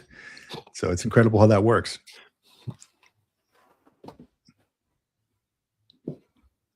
That's nuts. Yeah, my who was it? My science teacher was an Air Force pilot, I think, or an aerial something. She wasn't a gunner. She was something refueler, and she had like a limp or something like that. And I'm like, what's up with that limp? And it was from, I guess she had to do like the jumping out of the planes and all that stuff, the training. She's like, oh, I got hurt jumping out of a plane. I was like, tell me more. Who are you?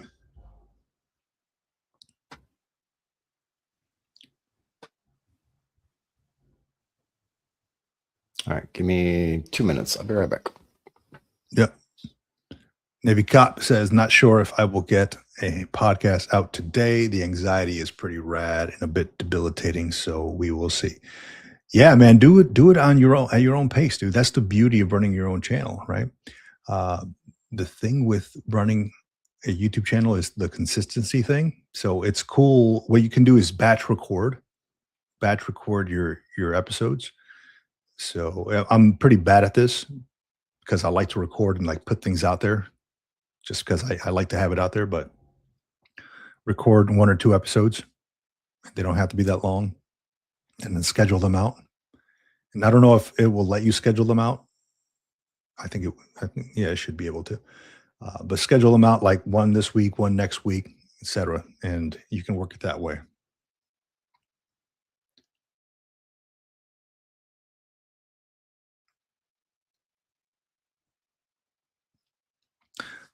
Yeah. And so with this comment like that, any, people have their stories. Everybody has a story to tell. Not a lot of people tell it all at once. Not a lot of people like to let people know because they're trying to integrate into their second chapter of life.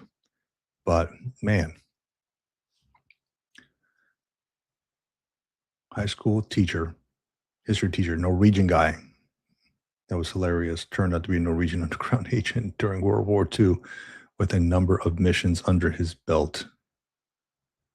That's some crazy stuff. Whoa.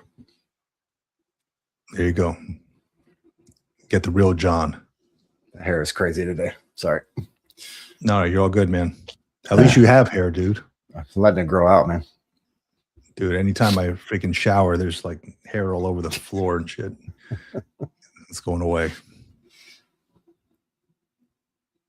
It's crazy how that works too, because if you look at both sides of the family, like one side of my parents, one side they're like all bald, and the other side have like really thick hair. Yep. So it's like, where do I land on that spectrum, huh? You got the right chromosomes. Yeah. My dad was threatening me when I was like 16, 17. He was like, you wait, you turn 18, all your hair is going to go away. Like, that's what happened to me. I was like, nah, not this time, pops. But you get it from your mom's side, I think. That's how it works. Yeah. So unfortunately, my mom's side of the family, all my uncles are bald. So yeah, and my dad's got like this freaking thick like afro, looking like Bob Ross and shit. Like I'm like, damn, man, like my kid's got that part. Yeah. Yeah. You ever seen these videos of these kids who like they act up and their parents shave their head like an old man? You ever seen that? No. Let me see if I can find it. I totally have not seen that. Yeah, there's Oh, here we go. Barber gives naughty children old man haircuts. Ah, it's so good. So good.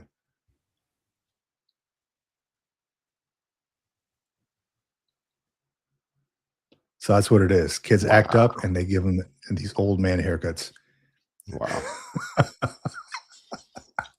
And what exactly is that supposed to do? That's supposed I to, don't know. I mean, get them more pissed off. Like they have to go to school like that. Who wants to go to school like that? You know? nobody. But I mean, it's a form of hazing. Little kid gives himself an old man haircut. I mean, if you give yourself an old man haircut, there's the one thing, but doing that to your own kid, man, I don't know. It's kind of embarrassing for them. Oh, Dr. Schwartz is on with us, huh? Yep. There you go, Doc Schwartz. Yes, he was Bob Ross. Bob Ross, yeah, my man. Yeah, and he loves art too, right? He loved art, so tiny little trees. Captain Picard. Mr. Jefferson haircut.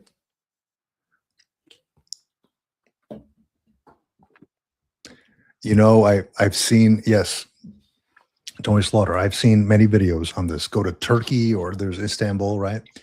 The thing with that is, I don't want to.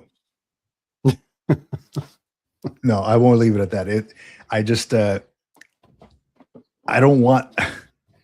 I have this feeling that where my luck may just run out around that time, and I get something, and it's like, oh, my freaking head is infected now, or it didn't work out right, or I look like a Barbie doll or something with the plugs or something. You know, I figured just let it ride, man. Just let God do its thing, and then whatever happens here happens here. And when I need to fill it in, you know, that's why I got Sharpies, bro. Just Sharpie up the corners if I need to. I mean, I still got some hair. It's just, it started out here and then it started moving up. Yeah, right here. I got weird, a couple of friends have actually done that, who've literally gone to Turkey and literally done the thing. And the results to me are astounding. Like at first it's weird. And they have this weird kind of like look, and it's like this, it looks like somebody took a Sharpie and like put little dots all over their head, and then they drew a line. And then after a couple months, when it starts to come in, and it's just like normal hair, like lush. But is that only for receding hair or like back here too? Because I look from the back, I look like a Spanish friar, dude. Like, yeah, I'm starting to look like one, right? Like you can't really tell here, but no, one of the guys actually had like the whole full baldness on the top part, and he went and did the whole patch. I don't know what he paid for it or how long it took, but yeah, for the first month or so, he was weird first couple months, and then after that, it just started to grow in. Now he's got hair that looks like mine. It's crazy. It's insane. Yeah, there are some that get like infections or I don't know what bad reactions. So their head looks like a mushroom. Have you seen that? It looked like one of the Koopas from Mario. Yeah, like freaking Toadwort, you know? Was it turkey hair transplant gone wrong? Oh gosh, gone wrong. Let's see. Oh shoot, man, this is all right. This is scary. What do I mean, it's not coming up. Maybe mushroom head.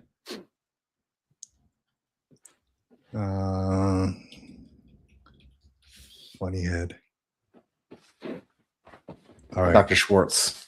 This jacket came straight from Walmart. This is one of the things I miss the most about America is Walmart.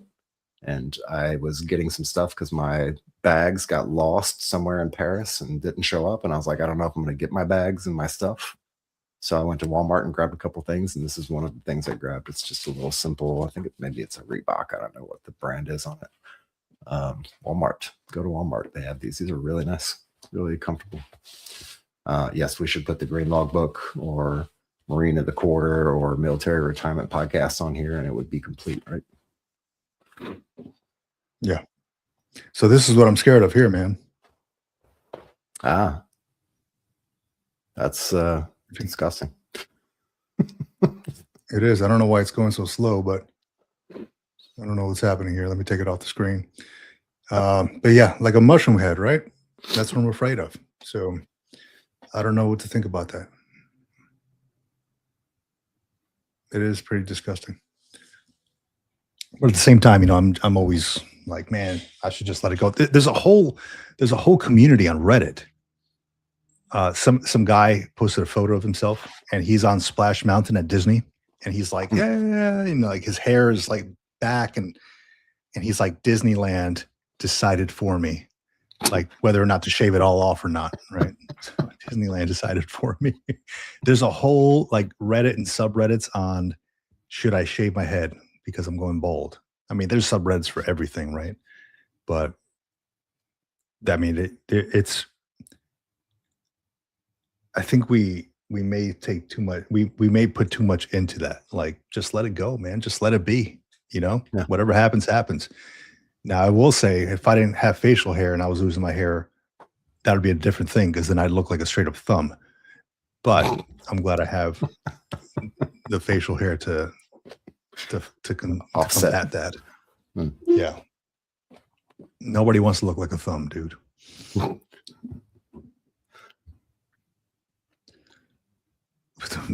Yeah, I was just reading Doc Shorts. Speaking of the shorts, have you seen the trailer for the new Spaceballs? I have. It's coming. Yeah, it's on the way. What do you think, man? You gonna go watch it? I generally am not a fan of sequels, especially when it's been 2 decades, 3 decades. How long has it been? It has been quite some time. Yeah. Is Mel Brooks still alive? He is. He is. Okay. And then Rick Moranis, John Candy's not with us, but who else? I forgot what the main guy's name was. H-Town. What up? H-Town, good to have you, buddy. H-Town had a good live stream the other day. Good live stream, man. I was glad to jump on that one.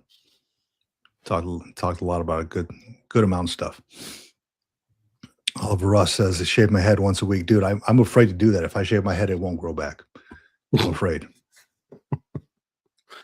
When I was a young Marine, we shaved our eyebrows, and my shit still has not grown back. So, yeah. May the 4th is coming. That's correct. It is. May the Schwartz be with you. What's up? Is it Pizza the Hut? Was that his name? Pizza the Hut? Pizza the Hut. Yep. Oh, no way. John Candy's son is playing Barf? Yep. I think Is it really? Yeah. Is he really? Yep. I think that's what I saw or heard too. Who is playing cast of Spaceballs 2026? Oh man, he's got some eyebrows on him, man. I could use some of Christopher Candy's eyebrows, dude. Mel Brooks is a World War II veteran. I did not know that. Wow. I didn't know that either. Mel Brooks. World War II. Let's see. Playwright, Bancroft. Actor, comedian Mel Brooks served in the Army in World War II. Yes. Wow. We need to get him on the podcast. He was conducting recon missions in the Harz Mountains of northern Germany. Days later, the war ended. Wow. Who else was a veteran that we don't really know about? I mean, there's like Gene Hackman. Shaggy was a Marine, randomly. Shaggy. There's a story behind his voice where he got his voice. That's not his real voice that you hear. He was trying to imitate drill instructors, and that is how he got that voice that you hear on the radio. It was on me. Interesting. Yeah, I don't see him in here. I'm still on Spaceballs.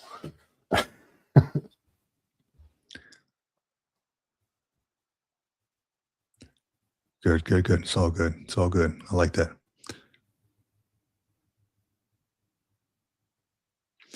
The Monroe Institute, good resource, can go along with the psychedelics, supplement or replace. I'm gonna have to check that out. Mhm. Yeah. So Doc Schwartz, yeah, we were just talking. We started off the conversation today with the whole executive order that was signed off for psychedelics, talking about how the research still needs to be done, right? But Yeah. it's a way forward for a lot of vets to get off of that the opiates, right? The medications. So there's when I go to the pharmacy sometimes, I will see people, older folks, walking out with what looks like a shopping bag full of medications. And I'm like, holy crap. Like I'm in there for like ones and twos, right? A shopping bag. I'm like, holy crap, man, what do you have going on? You know, I never ask them that, but I always wonder, like, what is in that bag? Monroe Institute. Looking this up on the live.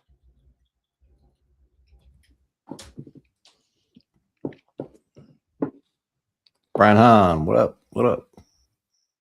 Jimmy Stewart retired as an Air Force general. You have to fact check that one.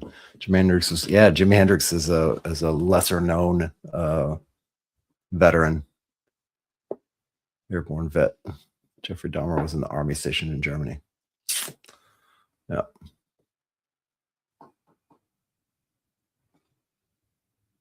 Steve McQueen, indeed. Jimi Hendrix was an airborne. Yeah. You notice a lot of these vets that we see are they go into, like Jimi Hendrix went into like music, right? Or I'm sure he's always been into music. Who else? Bob Ross went into art. You know, there's a lot of folks that like Gene Hackman, Mel Brooks into acting. You know, there's a lot of these vets that kind of go into the arts, I find. Yeah, Chuck Norris, Air Force, right? Steve McQueen, Marine. We got any Navy or any Coast Guard, any famous? So we got Air Force, we got Marines. Get the girl on Howard Stern was in the Air Force. All right, man, you're reaching now there, Tony Slaughter. I don't even know who you're talking about.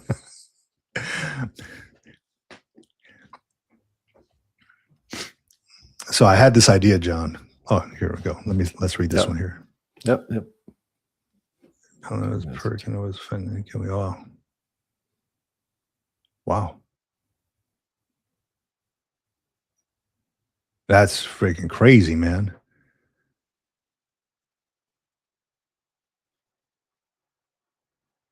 I'm glad you're here, Hellfish, man. Wow. So, John, man, I had this idea of either like a bumper sticker or a T-shirt, right? Mm-hmm. Something I said like my cousin's best friend is a Marine. Like, you know how they have those stupid T-shirts that say my brother's a Marine? Yeah. My sister is a soldier or whatever. Something like way off. My dad's friend's son is a Marine or something like that. Just something silly, or a bumper sticker, just to show my support. Like my brother's in the Navy. His kids get Marine stuff for Christmas all the time. My uncle is a Marine, you know, stuff like that. Completely disregarding the Navy service. So I wanted to get him something like my uncle,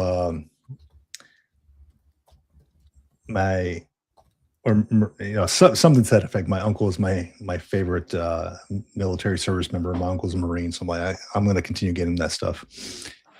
I'm sure it pisses my brothers off. Need Space Force merch too. Space Force merch. Look at that. Anybody from the Space Force? Not from the Space Force. Johnny Cash. No, Air not yet, Force. at least. Not yet. Johnny Cash, Air Force. President Carter was Navy. There you go. Carter was Navy. That's right. Paul Newman, Ernest Henry Fonda, all Navy. Yeah. James Earl Jones, U.S. Army. James Earl Jones. You know, James Earl Jones. So James Earl Jones, I recently went to go watch a play. My wife and I love going to the theater. Mm-hmm. We went to go watch a play, and it was a play called Fences. Now, I've seen Fences. It was played by James Earl Jones, the main character, and Denzel Washington. If you ever get a chance to see Fences live, do it, man. It is such a good play. Such a good play. And I mean, the movie's out there too. Denzel Washington. Okay. He has this part in the movie where he's like the son, right? He's having a scuffle with the son, and he's like, or a talk with the son. The son's like, "Why don't you like me?" And it was a very like dad moment, right? And he's like, "Why don't you like me, Dad?" And he's like, "I don't gotta like you." He's like, "It was my responsibility as a man to do what I can to guide you," something to that effect. But it was just a very good scene, man. That stayed with me. Fences. Fences, it's called. Never checked it out. Yeah. So give me a second here. I'm going to go refill my coffee. I will be back in like 1 minute. Yep. I'll let you take over. Yep. Is there an active veteran community in the country you live in? So I live in Italy, specifically Sicily, which is the little island down there at the tip of the boot.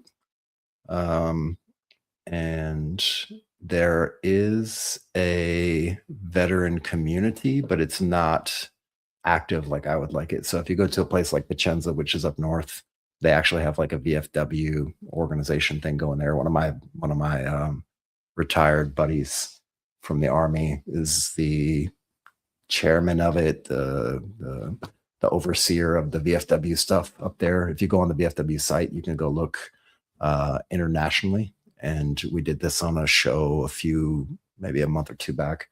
You can go search internationally and look at all the VFWs across the world in different locations, like in the Philippines and some places in Germany and in Italy and other places. There is not a per se organization like that where I'm at. We do have a DVSO, which is a registered veteran organization on the base. One of my buddies runs that. It's a small organization. We do a lot of outreach through the local universities on the base and some of the community stuff that goes on. But no, a veteran specific place where veterans can meet up. No, I would love to have it. It would be amazing. But it's not there. And the community where I'm at is fairly small, right? Fairly small community. It's generally mostly Navy community. We do have some Space Force folks. We have a couple Army folks running around, a few Marines, but it's generally Navy. So no, we don't. And it's also, again, one of the reasons why we try to do this, as far as not just answering questions and empowering veterans with information and education and resources. Like great resources like Navy Cop and others who put out stuff. But we also are trying to build an online community of folks and potentially in the future have some in-person meetups. Like I'm totally down for an in-person meetup. If we set one up and we had, 50 or 100 people show up, I'm totally down to hop on a plane and fly wherever that's at and meet up in person and set up some things and invite some vendors and some other folks in to help facilitate that. I don't think we're there yet with this community. We still got a ways to grow, but we are growing a very strong backbone of a community. All the folks here in the chat, all the subscribers to the channel, all the listeners to the podcast on Spotify and Apple, iTunes, or whatever it's called, are all, the folks who are in the military retirement group on Facebook. Those are all genuine veterans. No bots, no crazy talk. The comments are pretty much self-policing. If we see anybody saying anything crazy, everybody jumps in and dog piles. So yeah.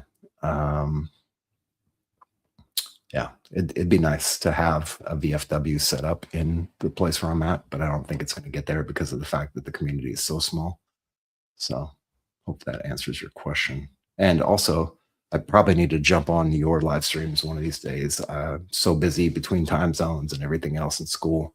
I just haven't had a chance to. I've been missing out on some of the coffee and bets on Fridays. But this is how I stay engaged. So hope that answers the question. And love the fact that we're collaborating here. This is what it's all about. You guys do your thing. You've got your community. We've got our community. Others in here who've got their communities. Mo is one. She's got her own YouTube channel and she does her stuff. So Dr. Schwartz, who does works with police and first responders and military for training purposes. So we're building the community, and it's really nice to have everybody here, and it's really nice to be a part of this community, and hopefully it just overlaps into other communities and builds the overall community is really what I like about it. August Wilson written play. Yep. President Bush Sr. shut down an airplane during World War II. Absolutely. Choose Italy for the cost. Yeah, cost of living in Italy is amazing, especially in the South. If you can get down south, that's where the best bang for the buck is. Morning from PNW. Morning, Patrick. James Earl Jones, honorary Navy after awesome performance as Admiral Greer. Hunt for Red October. Indeed.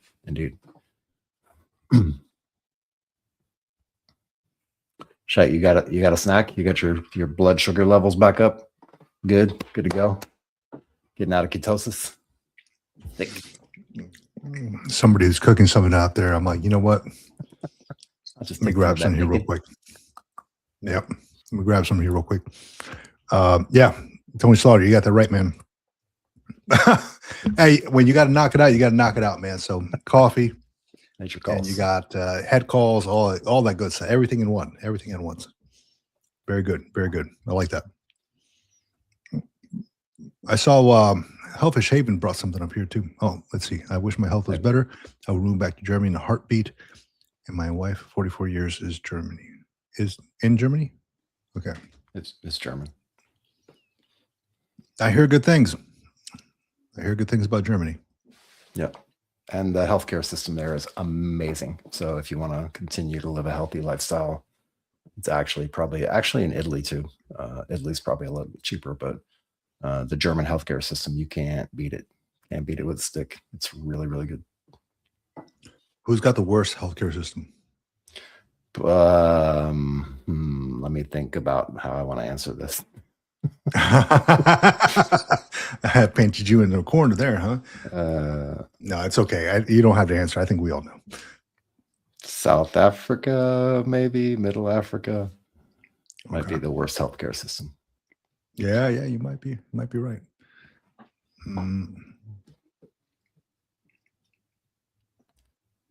Well, I just read something here.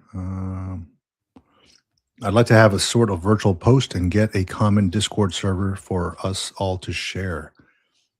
Yeah, man, if you want to set something like that up, that would be amazing. I don't know enough about Discord. I know YouTube and maybe Instagram, Facebook every so often. I don't know enough about Discord. Yeah, Discord is okay. I feel like there's a learning curve to it. There was, so I know Navy Cop is in there as well with me, Operation Headshot. And Operation Headshot is the organization that does teaches photography and cameras and all that stuff. And Matt Watkins is one of the leaders of the organization over there. and they just put up a thing on an app called Heartbeat, all-in-one platform for online communities. It's actually pretty cool. So it's actually its own little online community thing. It's a separate application, and they've got it tailored specifically for Operation Headshot. So they've got like, some threads and some ways to interact with people. It might be an interesting thing to look into. Seems to be working pretty good over there. Discord is a whole nother thing. I mean, Discord can be great, and you can put a lot of information and a lot of resources in there and put threads and all kinds of stuff in there. But I feel like there's a learning curve to it, and it gets annoying as shit after a certain amount of time because it'll send you updates. I'm a part of some Discords, and I never even check it. Like I see them, and there's certain options on the side, and I'm like, I don't even know what I'm looking at. Yep. Do I have the mental capacity to learn on a whole nother, system? I don't know. But I like what Navy Cop put on here. Navy Cop says, Hellfish, I have a Discord that is sitting idle. Let me know if you are interested in. So great. Connect, you two. Get a Discord going for the veteran community. That'd be awesome. Yeah. You can call it Navy Hell or Cop Fish or something. Fish Cop. Cup of fish. Cop of Fish. Oh, there's a question for you from H-Town. Are the locals in Italy vet friendly, or is it a mixed bag? When we say Italy, you have to really just differentiate, because northern Italy versus southern Italy. So I would say in northern Italy for sure, because they have such a big community there. They've got Vicenza, they've got Aviano, they've got a couple bases there, mixed bases with mostly Army. I think it's U.S. Army Garrison that runs all that stuff. And their community is very vet forward, I believe. They even have it set up for the I'll call it tax evasion. It's not really tax evasion, but the VAT on big purchases for, say, over up to $2,000 or $3,000, which makes a huge difference when you're converting dollars to euros. Down in the south where I live at, we don't have that. We don't have VAT forms per se. And everything's a little bit more complicated. Even like buying a house was a complicated process. And I actually went through the housing group up in Vicenza first, and then they connected me with the housing specialist outside of the base to be able to do all that paperwork and the process and everything else. So they're very vet forward up north. Down in the south, once you start getting down to Naples is a little bit bigger community, but then especially where I'm at, it's a very small community. But the Italians or the Sicilians outside of the base where I'm at are all really, really nice people, and they are used to tourists being in there anyway, because a lot of people come there for tourist season and for summer vacation and spring break and stuff. So I would say the place where I'm at, they definitely spot you if you're not from there, and they might charge you a little bit more, but even with that a little bit more tourist tax that you pay, it's still across the board cheaper than it is anywhere else in Italy and probably in Europe.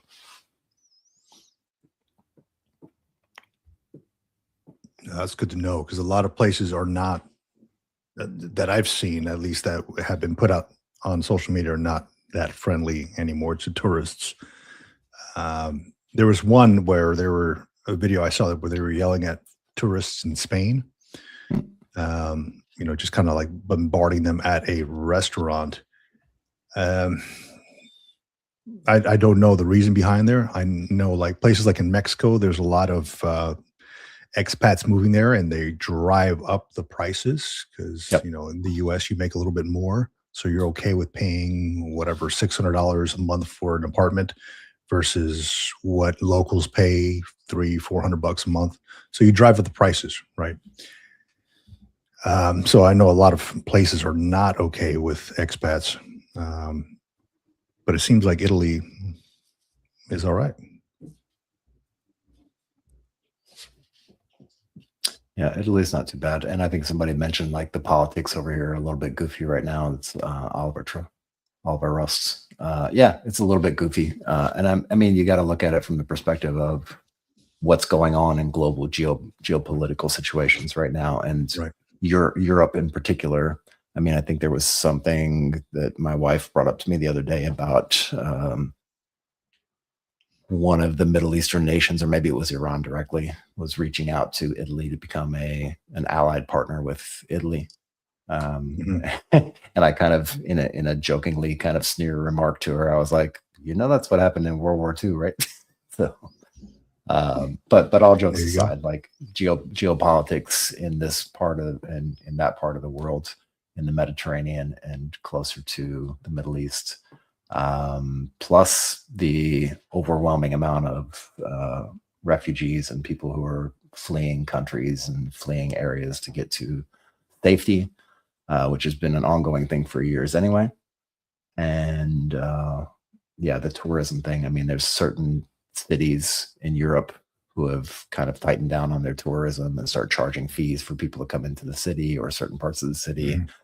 I think with the visa statuses for a lot of the countries in Europe, at least, I can't speak for the rest of the world, but from what I'm reading and some of the things that I keep up with as far as world kind of tourism and world relocation, geo-relocation for folks and expat living and stuff like that, a lot of the countries are starting to crack down on that tourism and the visas that they're allowing people to have. Because they're getting such an influx of people coming in constantly. So they're trying to tighten that up a little. Yeah. There's a gentleman. We connected on, I think it was Instagram, and then I brought him on the Green Logbook a while back. John Davis, Army veteran. He's got about 145,000 followers on Instagram. Combat veteran, abroad PTSD advocate, military author, co-founder of Veterans in Paradise. His Instagram is john.h.davis.writer. So pretty long Instagram, right? But John H. Davis Writer with a dot in between each one of those. This dude makes a whole lot of videos. He's always bouncing around from country to country trying to find the best veteran expat spots. So if you want like some really good information on that, definitely reach out to this man. He here, actually, I'll throw his stuff. I'll give him a little shout out here on the gram or on the pod. Yeah, so john.h.davis.writer. He runs these tight groups, Veterans in Paradise, lives with some roommates, single guy, right? And I met this man when he was actually living in Dominican Republic. And he was like, yeah, man, I had to move out from the States, and his life has gotten so much better when he moved out of the States, where I asked him what his daily life looks like. And he said that, hey, he doesn't even own a car. He rents a townhouse with a pool, I think it was. And he has a 4-wheeler. So he just goes to like the market, wherever he needs to go. He just rides a 4-wheeler, wherever he needs to go, and then goes to the beach, goes for a run in the mornings. Well, that sounds great, sounds like a great time. So, right. Good dude to know if you are looking to move overseas and just have some questions. Good stuff. Yeah, there you go. H-Town vet.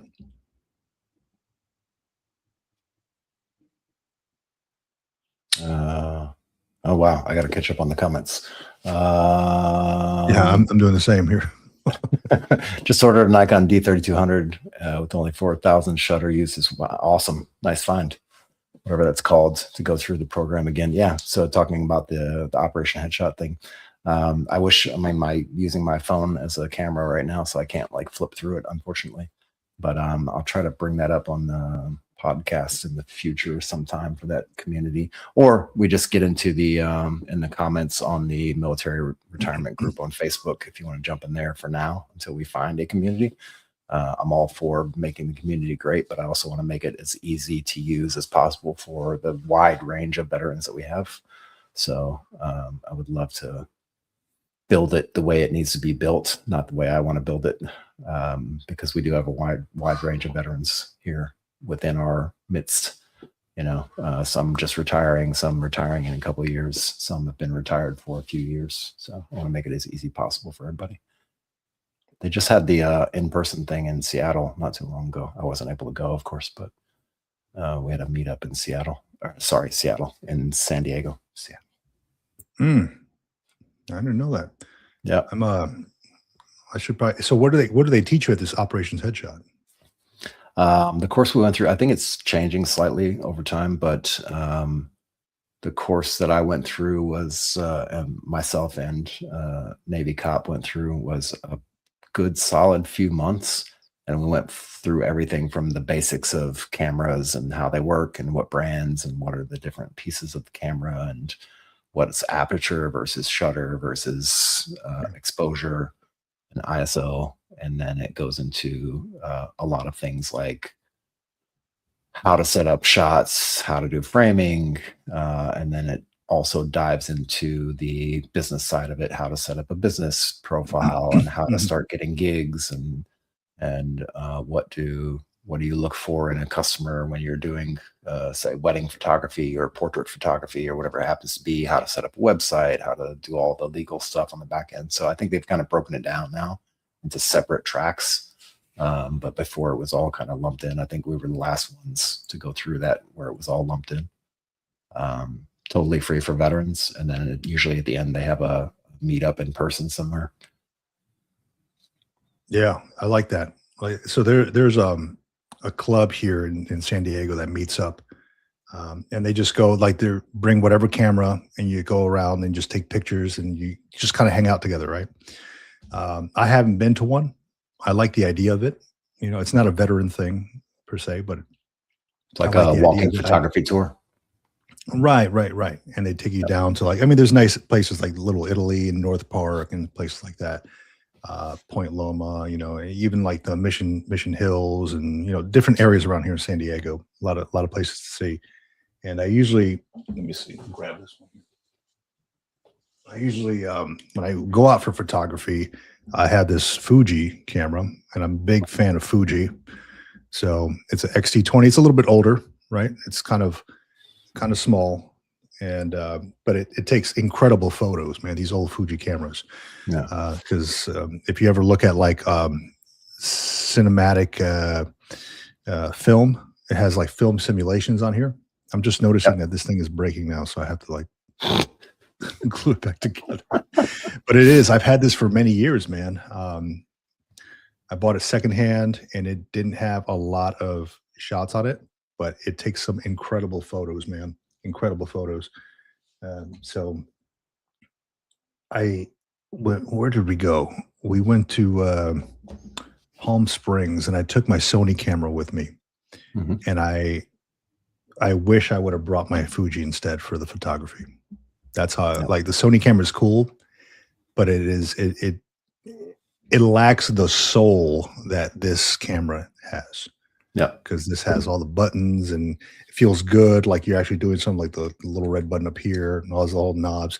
It lacks the soul that this one has. So I wish I would have brought that one, but that one, Fuji's incredible film camera or photography camera. Yeah, they do like 4K video now. Yeah, they do. They're just getting super ridiculously expensive for the newer ones because they're becoming so popular with the the V100V. Fuji 100V or 100, yeah, Fuji X100V. Yeah, those are fixed lens. I think it's at a 28 millimeter or 35 millimeter equivalent. They are very popular. But I mean, I can get a 23 millimeter lens for this and slap this one on. This one's 18 to 55, and it's the same thing as a damn X100. Yep. So, and essentially the same profiles, picture profiles. Yeah. A lot of the same ones, yeah. Mm-hmm. But there is something therapeutic as well, taking photos. Oh yeah. Yeah, I know of I'm friends with this couple, retired couple. They were both E9s, and they retired, sold their house in California, moved over to Colorado. And before they did that, when they sold their house, they actually took some time and bought a catamaran, and they sailed around the catamaran around the South Pacific with their cat. Uh, and they have an Instagram page and all that stuff. Very cool, cool folks. This guy was like a master guns when I was a like lance corporal, like an E3, E4. But very cool guy, and he actually got into photography. This dude traveled to like Antarctica and stuff, like just like Wow. taking photos of like different things, like animals and weddings and just all over. But yeah, he found kind of his passion. Now what's he doing now? He's going to kayak across, I don't know, like the English Channel or something. He's doing something crazy now. But yeah, it goes to show you, like, if you do it the right way, do your 20 years. He did more like 30 years. Then you can do what you want. But he did find his passion in photography, and he has some incredible photos out there. So I think he went with Nikon as well. Pretty sure. Yeah. I've never used Nikon myself, but I've got a couple, but they're like the cheaper ones. They're APS-C sensors, which means a smaller sensor. yeah. I guess they call it Super 35 in some cases. And I have a couple decent lenses for them, but again, they're really older cameras. They're like lower megapixels and not so spectacular. I know some people live and die by certain camera brands, and I think even the military, at least the Navy, Use Canon. they use the Nikons actually. Do they? Yep. The guys over at our combat camera used Canons. Yep. And The EOS. Yeah. So then I had an NCIS agent that worked for me, and he's like, "Hey, sir, we gotta purchase some cameras." And I was like, "Hey, it's probably gonna have to wait until next fiscal year, right? Because I'm already tapped out for this stuff." So then he went through. I told him to go through NCIS himself and see if they could provide you that stuff, and so he did. And they sent him a full frame Canon, an R something, R5, one of those, like, yeah. Nice like one. several thousands of dollars. It came in a Pelican case. They could send him a Pelican case with those pick and pull things, several lenses. And I was like, immediately when he showed me that, I'm like, all right, guns. All right, Gunny. This is going to go on my CMR. Okay. I'm going to account for this. This is the whole kit was probably, with the lenses, the batteries, the lights, tens of thousands. probably a $10,000. Yeah, probably a $10,000 kit in a Pelican case. So I was like, all right, this is going to stay in the evidence locker. Okay. Nobody else but you and I are going to have access to this. It's going to go on my CMR. We're going to account for this quarterly, as we do with anything else. Because if any of this trash goes missing, it's going to be on you and I. So we kept track of that stuff. And the thing is like, it was never used. It was like a brand new camera there. Yeah. So I'm like, look, since we're not using it, grab it. And I had another guy sign out for it, like, grab it and use it for like events, take like some nice photos for events. So that's what we were using it for. Cause I mean, they would take it out and they'd take photos of, investigations and, cars and whatever they do for NCIS. Yeah. But it was barely being used because it was a lot easier to take photos with a little snap and shoot thing. Yeah. Either a camera or the little snap and shoot thing, right? The Canon power shot that we had. So instead of putting a huge lens on it and just taking professional type photos for what? For evidence? Come on now. I mean, if you know what you're doing. I like this comment here. Canon AE1 film camera. Ooh. Man, that's a beautiful camera. It's, by any stretch of the imagination of any camera community, Canon AE1 is like one of those milestone cameras. You should take it out. They still sell film, and they still. I'll share some of these with you. Expensive as shit. Yeah, develop film nowadays. AE1s. I have been looking a lot into film photography lately. Yeah, and I love that you brought that up, man, because the grain from like the Kodak film and all that stuff is amazing. A while back, I was gonna get a a film camera, a Canon film camera. And then I bought the lenses before I bought the camera, and then they sold the camera on eBay. So I was like, damn, I missed that one. Now they got expensive. But then I ended up buying like a 50 millimeter, was it FE or 50 millimeter? Can't recall what this is. Anyway, that's what it is there. Old school one, right? Yep. And another one here. Manual focus everything. Yeah, manual focus, man. But I'll tell you what, this one has a Sony adapter on it. And yeah, man, it takes some incredible photos, man, because it's like nice glass, and like the lens flare that you get, the light flare that you get from it is amazing. Yep. Compared to like something I'm using here. I got a wide angle lens that I'm using here. Yeah, so all these different things that we can get into, right? If you have a hobby, if you want to do something, and maybe there's organizations out there that can support you in those things. For instance, let me see if I can pull them up here. I just had it up.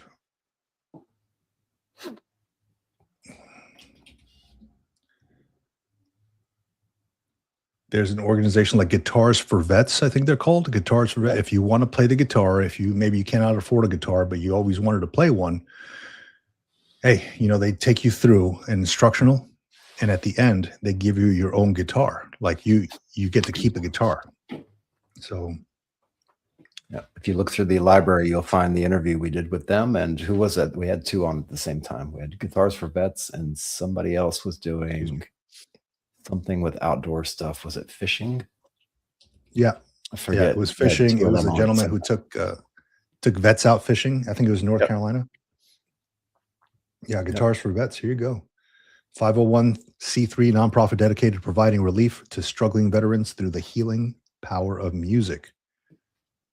And they hook you up, man. Yeah, this such good organizations. There's like One More Wave in San Diego where they can actually there's a waiting list. But thank you, U.S. Army Grunt. I appreciate it. There's an organization called One More Wave where if you get in on their waiting list, they can actually build you a custom-made surfboard, and they support combat veterans, especially people who have like disabilities. A lot of folks who have like missing limbs and stuff like that, they'll custom make you a surfboard. Very cool.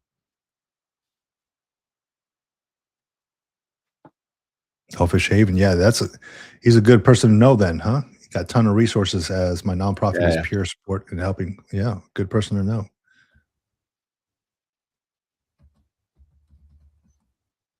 So this fall, I've connected with. I've been an instructor with arts, the Armed Services Arts Partnership, asap.org.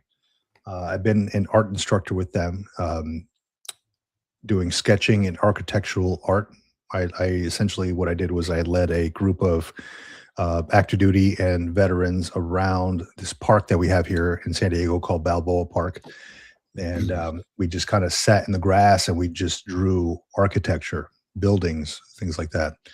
And it was fun. I talked to them about perspectives. I talked to them about a shading, about just architecture in general, drawing what you see versus adding things on there that are not there. It's fun because it's something that I love to do myself. And they reached out to me recently about doing that same thing. Like, hey, would you like to lead another class? I said, I wouldn't mind. However, I would also be interested in leading a class on podcasting, on YouTubing, and how to start that, and the equipment that goes into it, and speaking in front of what's essentially an audience, but you're speaking live, and how it takes a while to get used to something like this. But once you get comfortable, you get comfortable with it. And they're like, oh yeah, we'd love to check that out. So later on, I'll be announcing that, but it'll most likely be online, obviously, and it's free for veterans, and I would love to give my time to show people how to do that. So asap.org, awesome organization. Totally support what they're doing. And they also do like different things like stand-up comedy, improv classes. They rent out the comedy, the local comedy club here. They rent out on like a Friday night, and they have people do, like, if you go through their class, they have people do like stand-up comedy, like veterans who went through their class, for an audience of family and friends.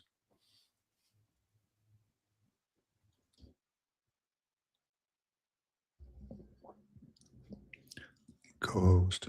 Okay, right on, right on. I have to check that out. Hellfish. I have to check that out. Yeah. Yeah, but a lot of good organizations out there, man. There's like Guitars for Glory, Rock to Recovery. Shoot, a lot of them, dude.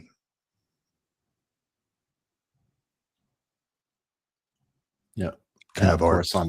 on Navy Cop's website there, he's got a cornucopia of resources and things like that you can go to. Listen, I don't have it bookmarked. Navy Cop, throw your link in the chat. Yeah, absolutely. And Navy Cop's gonna cut. He's got a freaking YouTube channel, man. Have you seen it? Have you seen Navy Cop's YouTube channel? I have not yet. You gotta Too like and busy subscribe, traveling. man. It's called @BuddyCheckProject. Check out his YouTube channel. I think he's got one video up there right now, but I'm looking forward to, I subscribe to it. I think everybody else should too. A lot of good information on there, at least on his website, and he's putting out the information on the podcast as well, connecting with folks. BuddyCheckProject.com. 100%, man. Support you, buddy. Buddy Check Radio. At Buddy Check Radio, right? Buddy Check Radio. Subscribed. I'm subscribed. Let me switch over to my personal account and I'll subscribe from there. Ready? Hit the subscribe button 3 times. Matter of fact, let me unsubscribe and then I'll come online and do it live on screen so everybody can see me doing it. So it's not just some bullshit that I'm saying outside of my face. Where we at? Maybe if it'll work. Okay, ready? Hell yeah! On there, that. On there now. Like and on subscribe. My account. Subscribed. He's subscribing from the live stream, my man. Look at that. And if you're just joining us on the channel, please like and subscribe to all the places. Military Retirement Podcast, The Green Logbook. We're also streaming on not Instagram, LinkedIn, and Facebook. And all different accounts on Facebook. So make sure that you like and subscribe. It really helps out the channel. I mean, it's just and turn on notifications so you know when we're coming on live. I'll be chopping up a few different videos that I've done. I've been uploading. You've probably seen that I've been uploading some shorts on this, like talking to other folks. One guy mentioned that he was working with Google and doing all these great things in cybersecurity, and then all of a sudden he couldn't find a job once he left. And he mentioned that his veteran status did not help him at all in private organizations. So it's a give and take depending on who you go with. Yep. Same. I had the same kind of experience. Yeah. So, and somebody else commented on one of those videos like, hey man, unless you're like in your 20s, 30s, maybe even 40s, it's hard to get into a new job, like one of those higher level jobs, because they want you for like 20 years, right? Yeah. So yeah, it's a little tough. And I mean, we've heard it a couple times. I think Navy Cop talks about it every so often. How it's so tough. It is, yeah. So here's what it is. But yeah, and then tomorrow I'll be going live with Concise Psych. If you all have heard of Concise Psych, Dr. Prashant Sharma will be going live, and looking forward to kind of talking about his channel, talking about the Green Logbook, and talking about how he started his stuff, and probably nerding out about veteran mental health, psychology, and all that good stuff. So anybody out there in the audience who wants to jump on and check out the collaboration with Concise Psych. It's going to be an awesome, awesome talk. Looking forward to it. Looking forward to it. Let me see. Regional thing with status. I'm just going through the comments here real quick.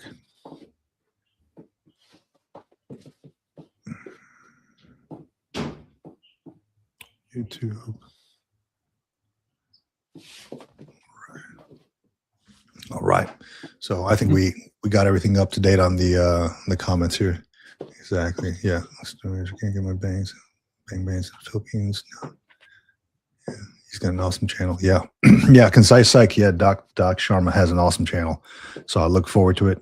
We were just on the phone this weekend, and I'm taking care of the StreamYard part, and he's taking care of the thumbnail part. So we'll see how that goes. I've never really collaborated with another channel through that, so we're kind of working through it.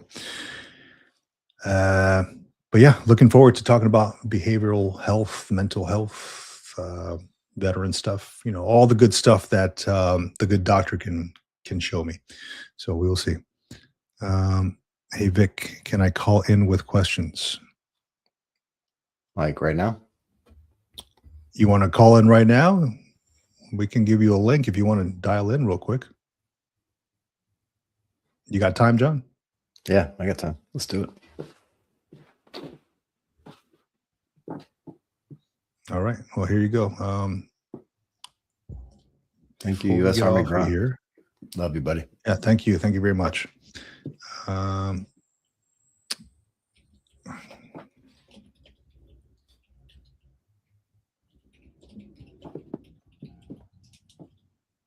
Okay. Bamsis. So anybody, Bamsis, anybody who wants to jump on, there you go. There's your live stream. I'll give you about, I don't know, 20, 30 minutes. Yeah. I don't want to hold you up either, because I know you got stuff at the house going on, and unless you're boring, then you're 30 seconds and you're out. But get you back. Hold on a second, John. Hold on. I'll be right back. All right. Yeah. So we'll hang around for a few minutes. There's a link in the chat if you see it. If you don't see it, let me see if I can copy that. Can I edit it? What can I do here? Tomorrow? No, tomorrow. Yeah, I think for the Dr. Sharma video, I don't know if he's going to have live call-in. That's a good question. I'm not sure if there's going to be a live call-in, and depends on what Doc says as well. But you can definitely jump into the comments tomorrow for sure with Vic and Dr. Sharma. I may be there. Depends on what I got going on. I got to finish up some schoolwork, but I'll try to be there as well if I can. Maybe even just in the background facilitating the chat. So, quiet professionals, and how we do things. But yeah, definitely. And I'll throw that up there either way, just in case. If anybody wants to jump on, there is the link. We'll stick around for a few minutes. No confusion. Don't worry about it. Yeah, I don't think they're going to have live call-in. So the platform that we're on, I don't know that it supports live call-in, although we could do it. If I was at the house, I could do it for sure. We could do it by other means, but we definitely can support questions in the chat. The live call-in thing gets a little bit tricky. So, and it also depends on our guests. We want to respect our guests if they, want to just have the one-on-one conversation, or if they want to have myself and Vic on there having a conversation, or however they want to do it. We want to respect their wishes as well, because they're taking their time out to be on the shows with us. So we like to respect their wishes and respect their way of doing things. But definitely comments in the chat. And that gets a little tricky in and of itself, especially when you're talking about mental health, right? It's hard to get to the gist of things just over comments and chats without writing a paragraph. So, okay, I'm back in here. My bad. Had to take a quick call. My my kid is painting her room, and she's like, "Dad, I need your help on paint." I'm like, "All right, what do you got? What do you got?" So it's always fun when they call and they need you. Huh? So let me see here. What I miss? Tony Slaughter. Okay. So tomorrow, you had a question tomorrow. Yeah. So Tony Slaughter. Yeah. Absolutely. So I already talked to Doc Sharma, and we will be engaging with the audience. So no issues. I don't believe there's any issues with calling in. Be happy to, so I'm sure that he's going to give some kind of disclaimer saying that, he is not your doctor, et cetera, et cetera. Just take it for what it's worth. But if you have specific questions, he may be the one to talk to. Maybe we can kind of meld minds together and figure out what the issue is, what the situation is. Yeah. What time are you doing that again tomorrow? Let me look at my calendar. I think I told you I was going to try to be around if you need me on there or not, or want me on there or not. I'll talk to him. I'll shoot him an email and see if he's cool. Damn, what time?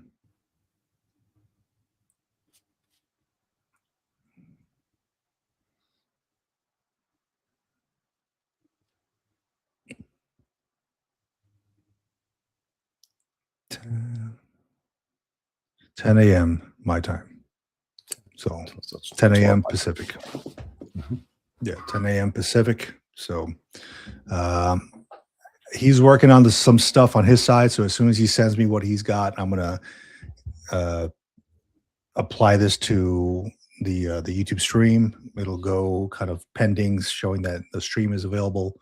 So make sure anybody who has questions or who wants to jump on and talk about, whatever you want to ask or talk about with Doc Sharma and myself, Doc Sharma being from Concise Psych, we'll be happy to talk. It'd be awesome, I think. It'd be a great conversation.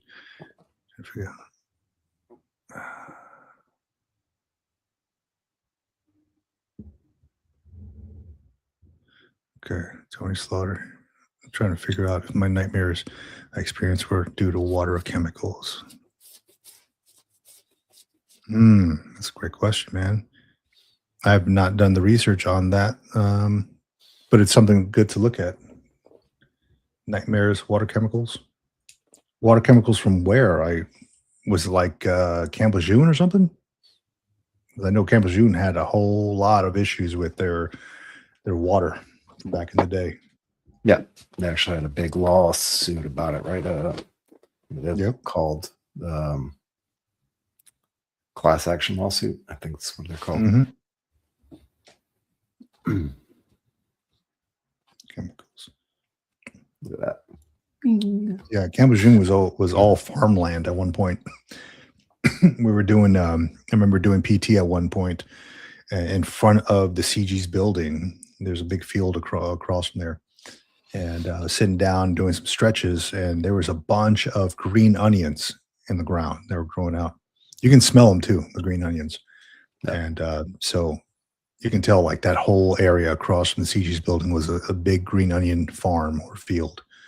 But all that place was all farmland back in the day before the government took over, and came across some documents. I have it somewhere here. It's a printed out page from like maybe the 40s when the government was taking over land, and they were essentially forcing people out of their land. And the paper said, "Hey, we are going to acquire your land, and you will be paid a government rate for your land to be acquired." And I wondered. I had a conversation with my boss at the time, this colonel. I showed him the paper, and he's like, "I wonder what the appropriate government rate was that they paid these people." It had to have been like pennies on the dollar, but they were essentially pushing these folks out. In the back of Camp Lejeune, there's still some like remnants of farms like they have like an old barn back there. Nobody really goes to it. It's like looks like a shed. But those things still stand at the back of Camp Lejeune. You can still find them. Okay, chemicals exposure while in Paris Island. Water chemicals on Paris Island, like drinking water or like water from washing your hands. Like I'm curious about that. Eminent domain, yes, eminent domain. Definitely pennies on the dollar. Yeah, it was crazy to see. Oh, Hellfish is going to jump on, he says. Yeah, if he can. Yeah. Yeah. So we'll have it on for a few minutes because I know we're nearing like the 3-hour mark. And I still got to write a paper. So Yep. Same.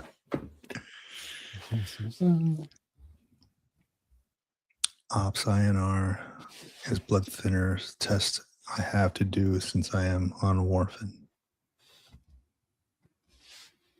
Forgotten history. Okay. Paris Island. Look that up here. Let me write that down.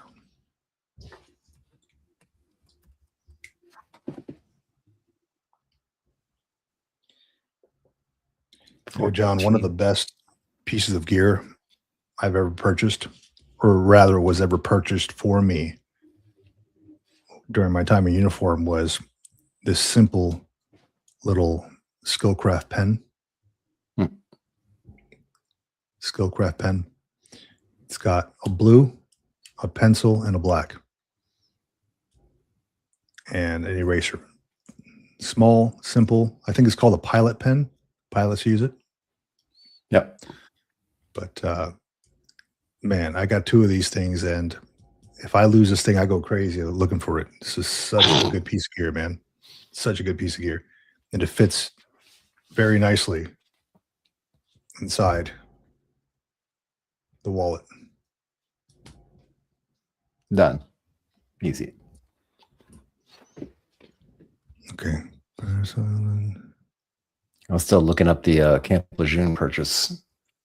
U.S. government authorized over $14 million in April 1941 to begin the construction of the base, which included the initial acquisition of land for what is now Marine Corps Base Camp Lejeune.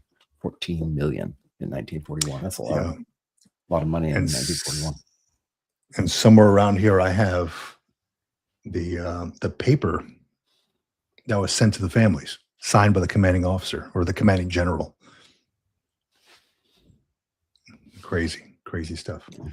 Insane.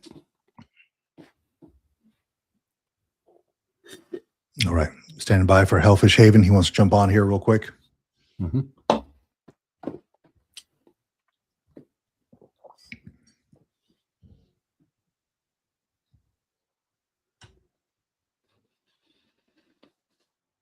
If you haven't already done so, jump on the military retirement group on Facebook. You don't have to be retired to jump on that, but you have to have served in some capacity.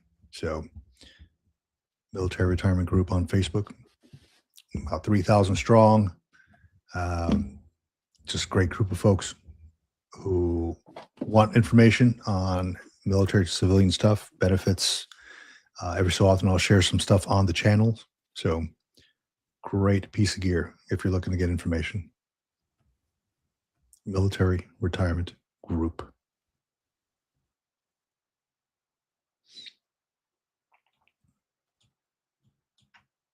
John, I wanted to bring this up to you. I'm in the middle of listening to this audiobook, and it's called Think Like a Roman Emperor. Have you read that one? I have not. It's probably about Marcus Aurelius, though, huh? Or is it all Roman emperors? It is. How to think like a Roman emperor. Let's see. Yep.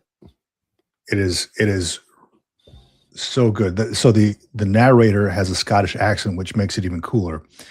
But the Stoic philosophy of Marcus Aurelius, but it's pretty incredible how he talks about the first off his youth and how he was raised by Hadrian, and how he what Hadrian would do that Marcus Aurelius did not like. So he didn't really take to Hadrian. Rather, he would take to his teachers more so than Hadrian. So very, very cool stuff. Talks about the painted porch, right? I forgot the word for it, but the painted porch. And yeah. There you go. And great book, man, so far. I listen to it when I go walking with the dog, hanging out, cooking, chopping the vegetables, things like that. But then I was like, oh, the painted porch. And that's what, what's his name? Ryan Holiday's store is called, The Painted Porch, right? Yep. Makes sense. All comes full circle. Yeah. Hellfish Haven has what it says logging in on computer, then clicking link. Gotcha, man. Stand by. Stand by. Marcus in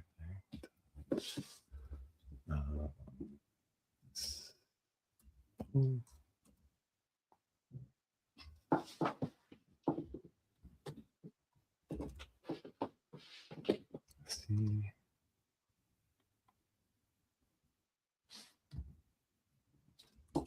Vic, make me a copy of that book, of the audiobook. Oh yeah. Let me put that on the Xerox machine real quick. Make you a copy of the audiobook.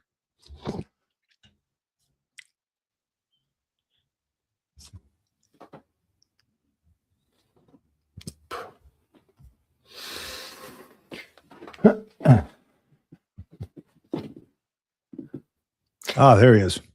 Mr. Mike, Hellfish Haven. Unmute everything. Hold on 1 second. Oh God. Wait. Right. Oh. I can hear you.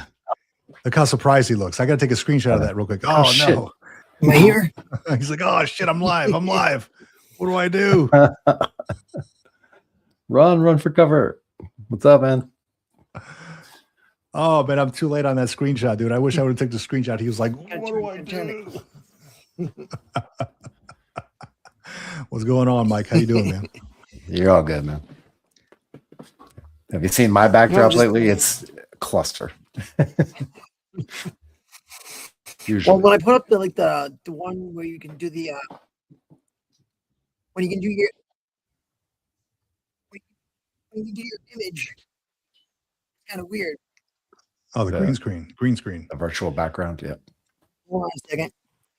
I got double audio. Oh no. Shut you guys off in the One for background. each ear. Hold on. Oh. You said F your couch. I'm out. But yeah, man, that is the beauty of live streaming, right? Anything happens, anything can go wrong. Anything can go right. So that's the beauty of it.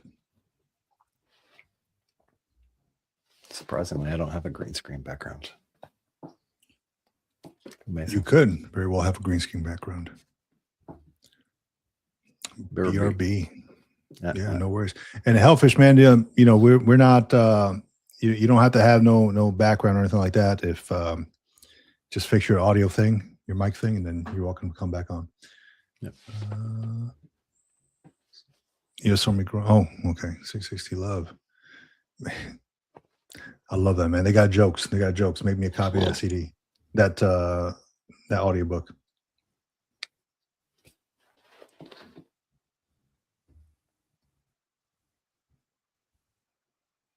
Man.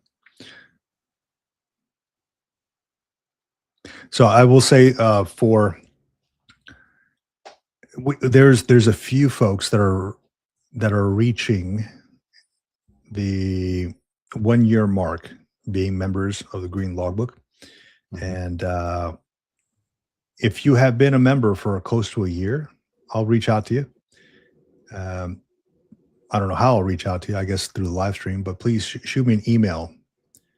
I'd like to get a little something out to you to say thank you for being a member for close to a year, but once your year mark hits. So I think Navy Cop is on that list. Navy Cop, if you could shoot me an email with your mailing address, man, I'd greatly appreciate it. Oh, we got Mike here. Gotcha, buddy. Yes, and gotta dox myself real quick. Let people know Hellfish Shaven is Mike. Mike is Hellfish Shaven. Hell yeah, man. Well, welcome on, dude. Yeah, Thank man. you. My man, I had you guys on in the background, so it was again I could hear you, and then I would see me, and then I could hear me, and it was like, oh, you gotta I you gotta mute everything the and shut everything off instead of one. you gotta mute the YouTube side. I do the same thing. Same thing happens to me too. You know what just happened, Mike? You know, John, you know what just happened just now? I put my arm down and I'm like, damn, where'd I put my coffee? I'm looking for it. My man, it's in my right hand, bro. It's in my right hand. Having a senior moment. It's like when the glasses are on top of the head. Yeah, exactly, man. I'm like, Always. damn, where are my keys? They're in my hand. They're in my pocket. You know? That was my pet peeve for when I was in the service. If a soldier put their glass on top of the head, I would just go, shh, and they hear the noise and be like, oh, Sergeant Geary sees me with my glass on my head. Oh man, no, that it makes me twitch a little bit when I think about a Marine doing something like that. That's Ugh. I can't do it. I can't do it. So what's going on with you, man? How's the foundation? How are you? How's anything new? Yeah, we're Travis is down in Dallas right now. He'll be back next week. He does War with Me. We Are Resilient, our weekly live stream. We do that right before his podcast, Oscar Mike Radio. He's about to hit 10 years of podcasting, and he just did his 400th episode a couple months back. So we did a big thing for that. And as this the 10-year comes up, we're gonna be doing another big thing for that. But one of the things that has happened recently is a veteran out of Vermont has been charged with domestic terrorism. Veteran called 988, said, I'm having an issue. This is what's going on. They did the right thing and, called first responders, got the veteran, into safe care. And then while the veteran was in care, they decided to charge the veteran for the things that are written in his therapy journal for domestic terrorism. So it's a really hard thing right now, and we're pushing for letters to be sent out to government officials in Vermont, reach out to state senate, the state representatives, anybody that can reach out to the local people in the facilities out there to make sure that this veteran's taken care of and he's okay. Well, he is in custody for this, and understand why when somebody calls for help, instead of help, they got handcuffed. And, it seems like it's going to be a deterrent for other veterans to call in the future. If they're, going to call 988 and be able to tell them what's going on with them and how things are happening, if they're going to be charged with domestic terrorism for following a therapy prompt and writing a journal, like they were, told to do by their therapist. And it's just, we've been, when Travis gets back, we're going to put a big push on it. Travis has done 3-part series on it so far on Oscar Mike Radio. And I've got it on the Hellfish Haven website as well. We've got, the story so that way people can see his aunt, his cousin have been on with Travis to explain the story of what's going on, how it happened. And, also, letter to, if someone wants to write to JJ, well, he's, in custody right now. Obviously, the isolation of being alone in jail and custody, is tough on him right now. So if anybody wants to write like letters, we've got an address for him. And then also we've got the 3 letters that you can just sign, fill in the name of the representative, fill in your name at the bottom. If you're a resident of Vermont, if you're a veteran, or if you're just a concerned citizen, we have a letter for each of that people can send in to the representatives and the state officials to be able to say what's going on in this case. How can we help? How can we get this to not happen again? And what so I understand that the therapist asked him to write something in his journal. Yeah, he had right? like a therapy prompts, like to be like, when this happens, do this. When this happens, like he was doing written exposure therapy. Right. Write out, And what's happened and how you react, and, write out over and over and over again until you get through it. It's just, the same thing as doing, uh, talking through it and living through it, doing those, version of the lived exposure therapy, but it's just doing yeah. it written instead of, verbal. And then the person read that back to the therapist. So the person, And, when he called 988, he explained the emotion that oh, he was going through, and that he felt like harm was going to happen to himself, and so they made sure they took care of him, took him out of the situation where he would be around firearms or anything like that. And then when they did that, instead of just remaining in VA care, somebody in the prosecutor's office and the DA's office in the local community escalated it from helping a veteran in crisis to domestic terrorism because of the notebook found in the vicinity of the veteran when they came in to get him. So because he was seeking assistance and what he had in the notebook. So he's being held where now? In Vermont, the I'm gonna, 1 second. I'm just roll up the. But he is in custody right now. Yes, he's in a held. Vermont jail right now in a county prison facility, jail facility, and he's not not free to leave. He hasn't been given a bail to be able to be released on X amount. He's being held as somebody for domestic terror, and with no way of being released at the moment. So I'm looking at the reporting requirements of 988. I don't know. I've not looked at this before. Like this is kind of new. But I'd be curious to see what the reporting requirements are.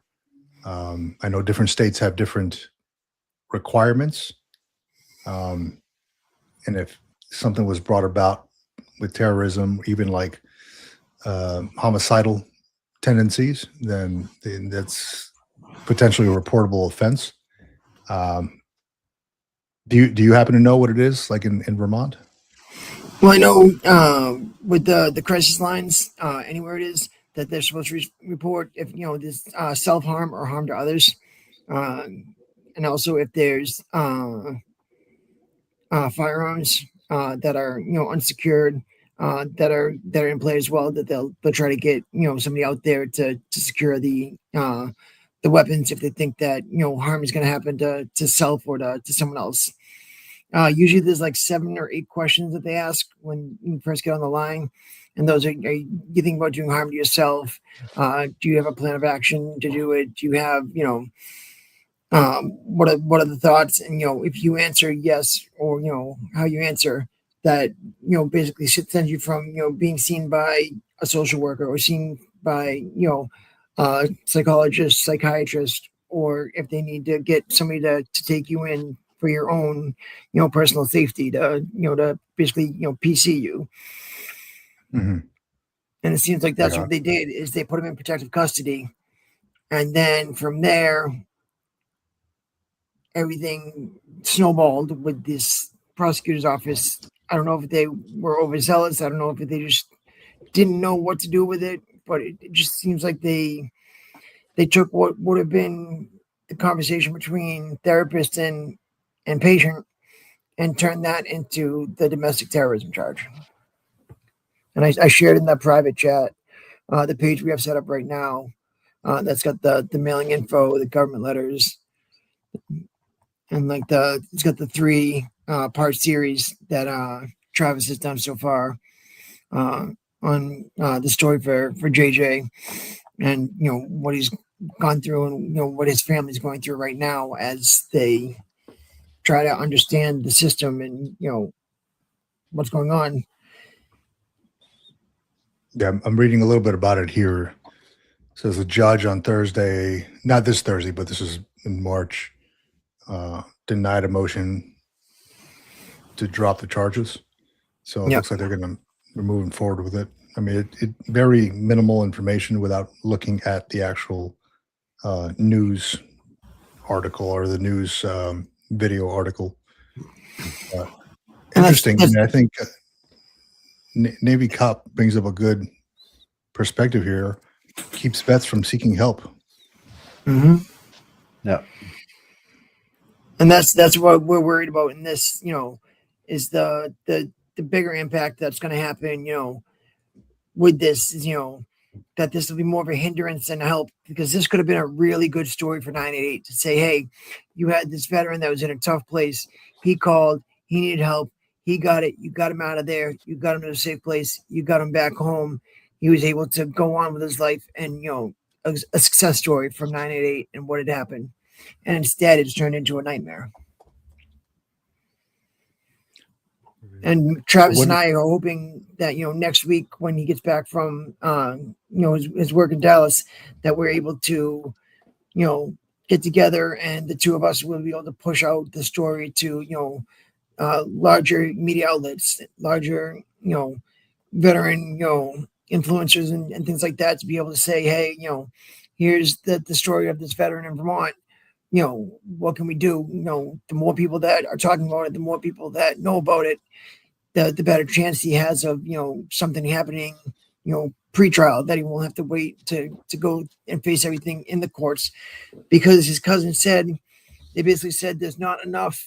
The judge said there wasn't enough to, to see that it would, that he would be charged with anything, but it wasn't enough that they would just drop the case immediately. They feel like he's got to still go forward. That particular judge said it's got to still go forward. We can't just drop it here, even though it's a weak case. So they're hoping that, pressure on the prosecutor's office will say, hey, it's a weak case. It doesn't meet the requirements. Please, stop putting this veteran through this. Yeah, it's kind of crazy. I mean, I've tried to look up the confidentiality reporting guidelines for the 988 veteran crisis line specifically. And as far as I can tell, right, I mean, it's basically they can't break confidentiality unless there's imminent risk or consent, which you had already discussed. You had talked about in the beginning here, as far as self-harm or potential for harming others. And then the intervention, the imminent risk protocols, where they can get involved physically or otherwise to have emergency services on scene to potentially protect somebody from a suicide or a homicide or otherwise. And but it all seems like it's covered under HIPAA, though, right? And the HIPAA law would mean that only authorized people have availability to that information, or that kind of the documentation and stuff like that. So I don't know if this crosses an authorization line based on HIPAA requirements or not. PII, et cetera, et cetera. It seems like it's setting a bad precedence that's going to potentially take months or years to unravel and reverse, right? Like you guys mentioned too, with the taste and the feeling that this is going to put in front of other veterans, we're getting to that point, and that they need that help in a moment of crisis.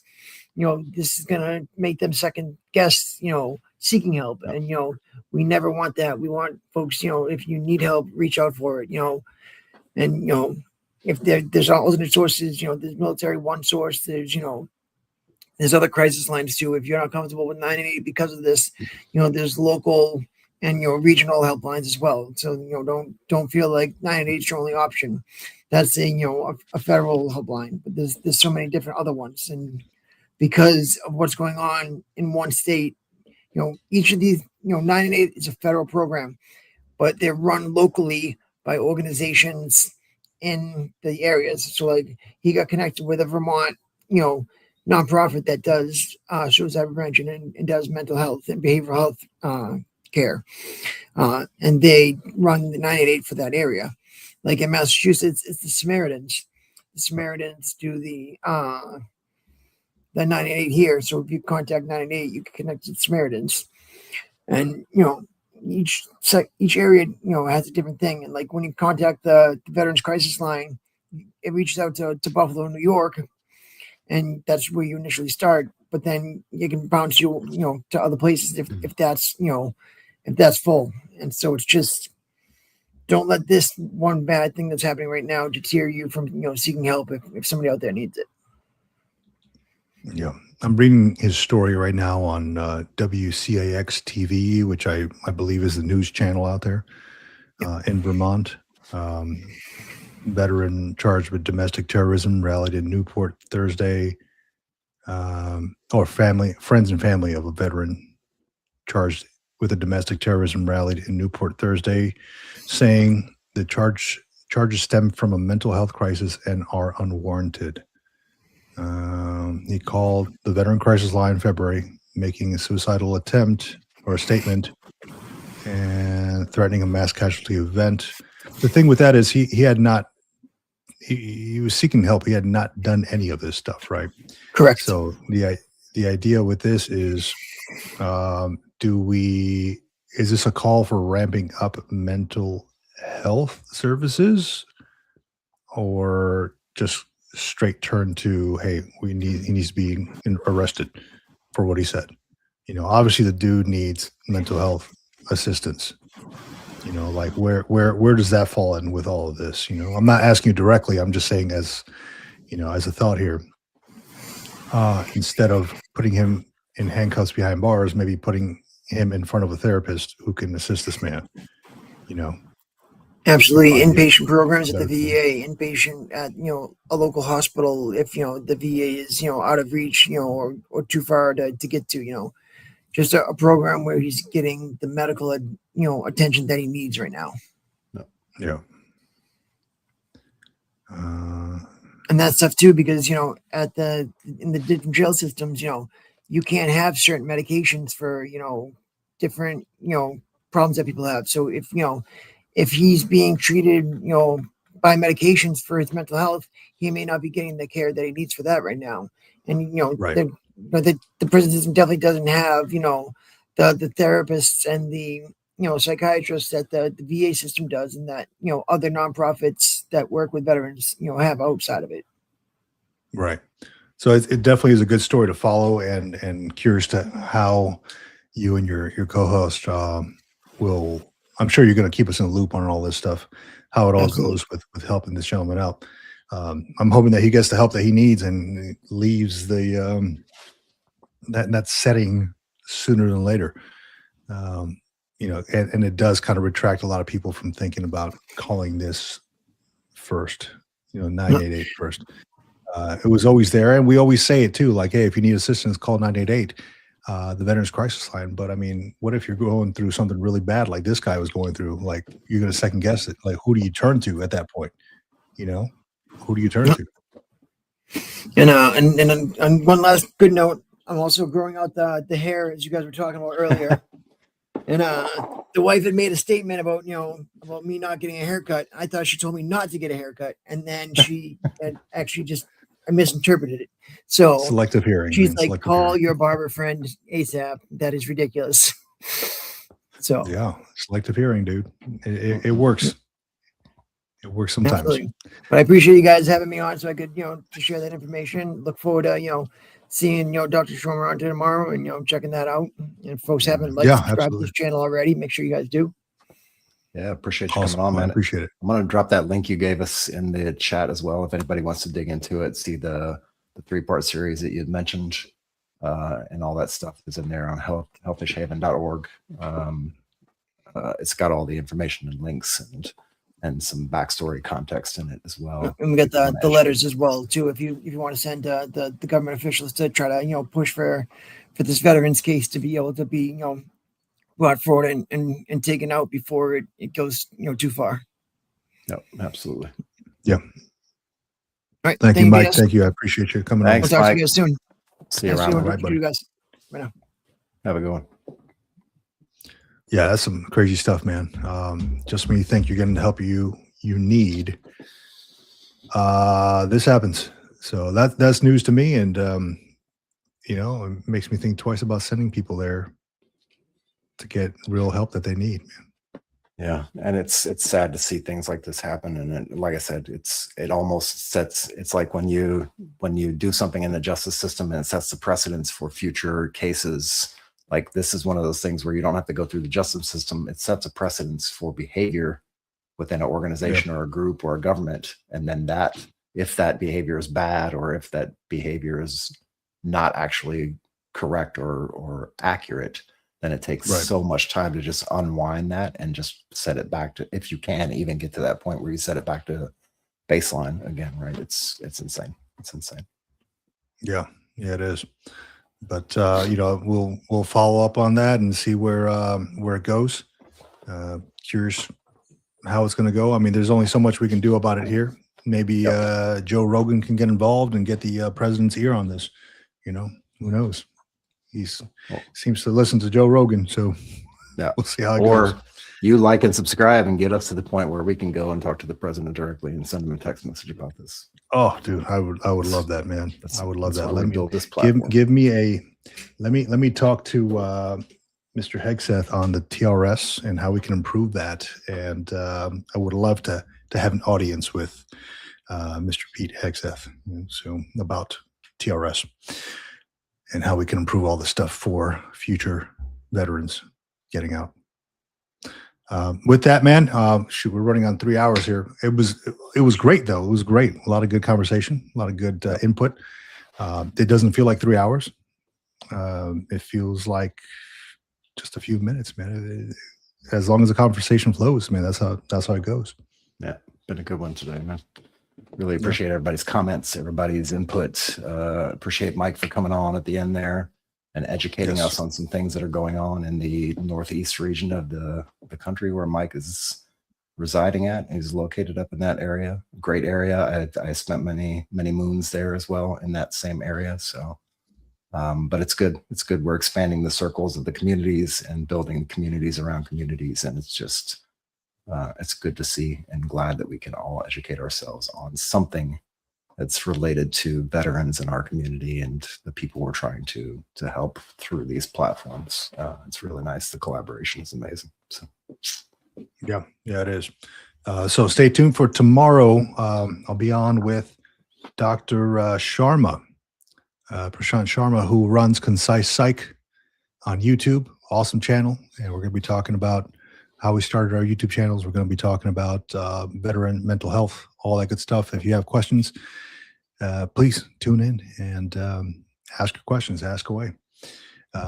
So with that, I think that's the show. We're done. Have a good rest of your Sunday and a good rest of your week, everybody. And we will see you again soon, maybe tomorrow. Absolutely. Out here. Out here.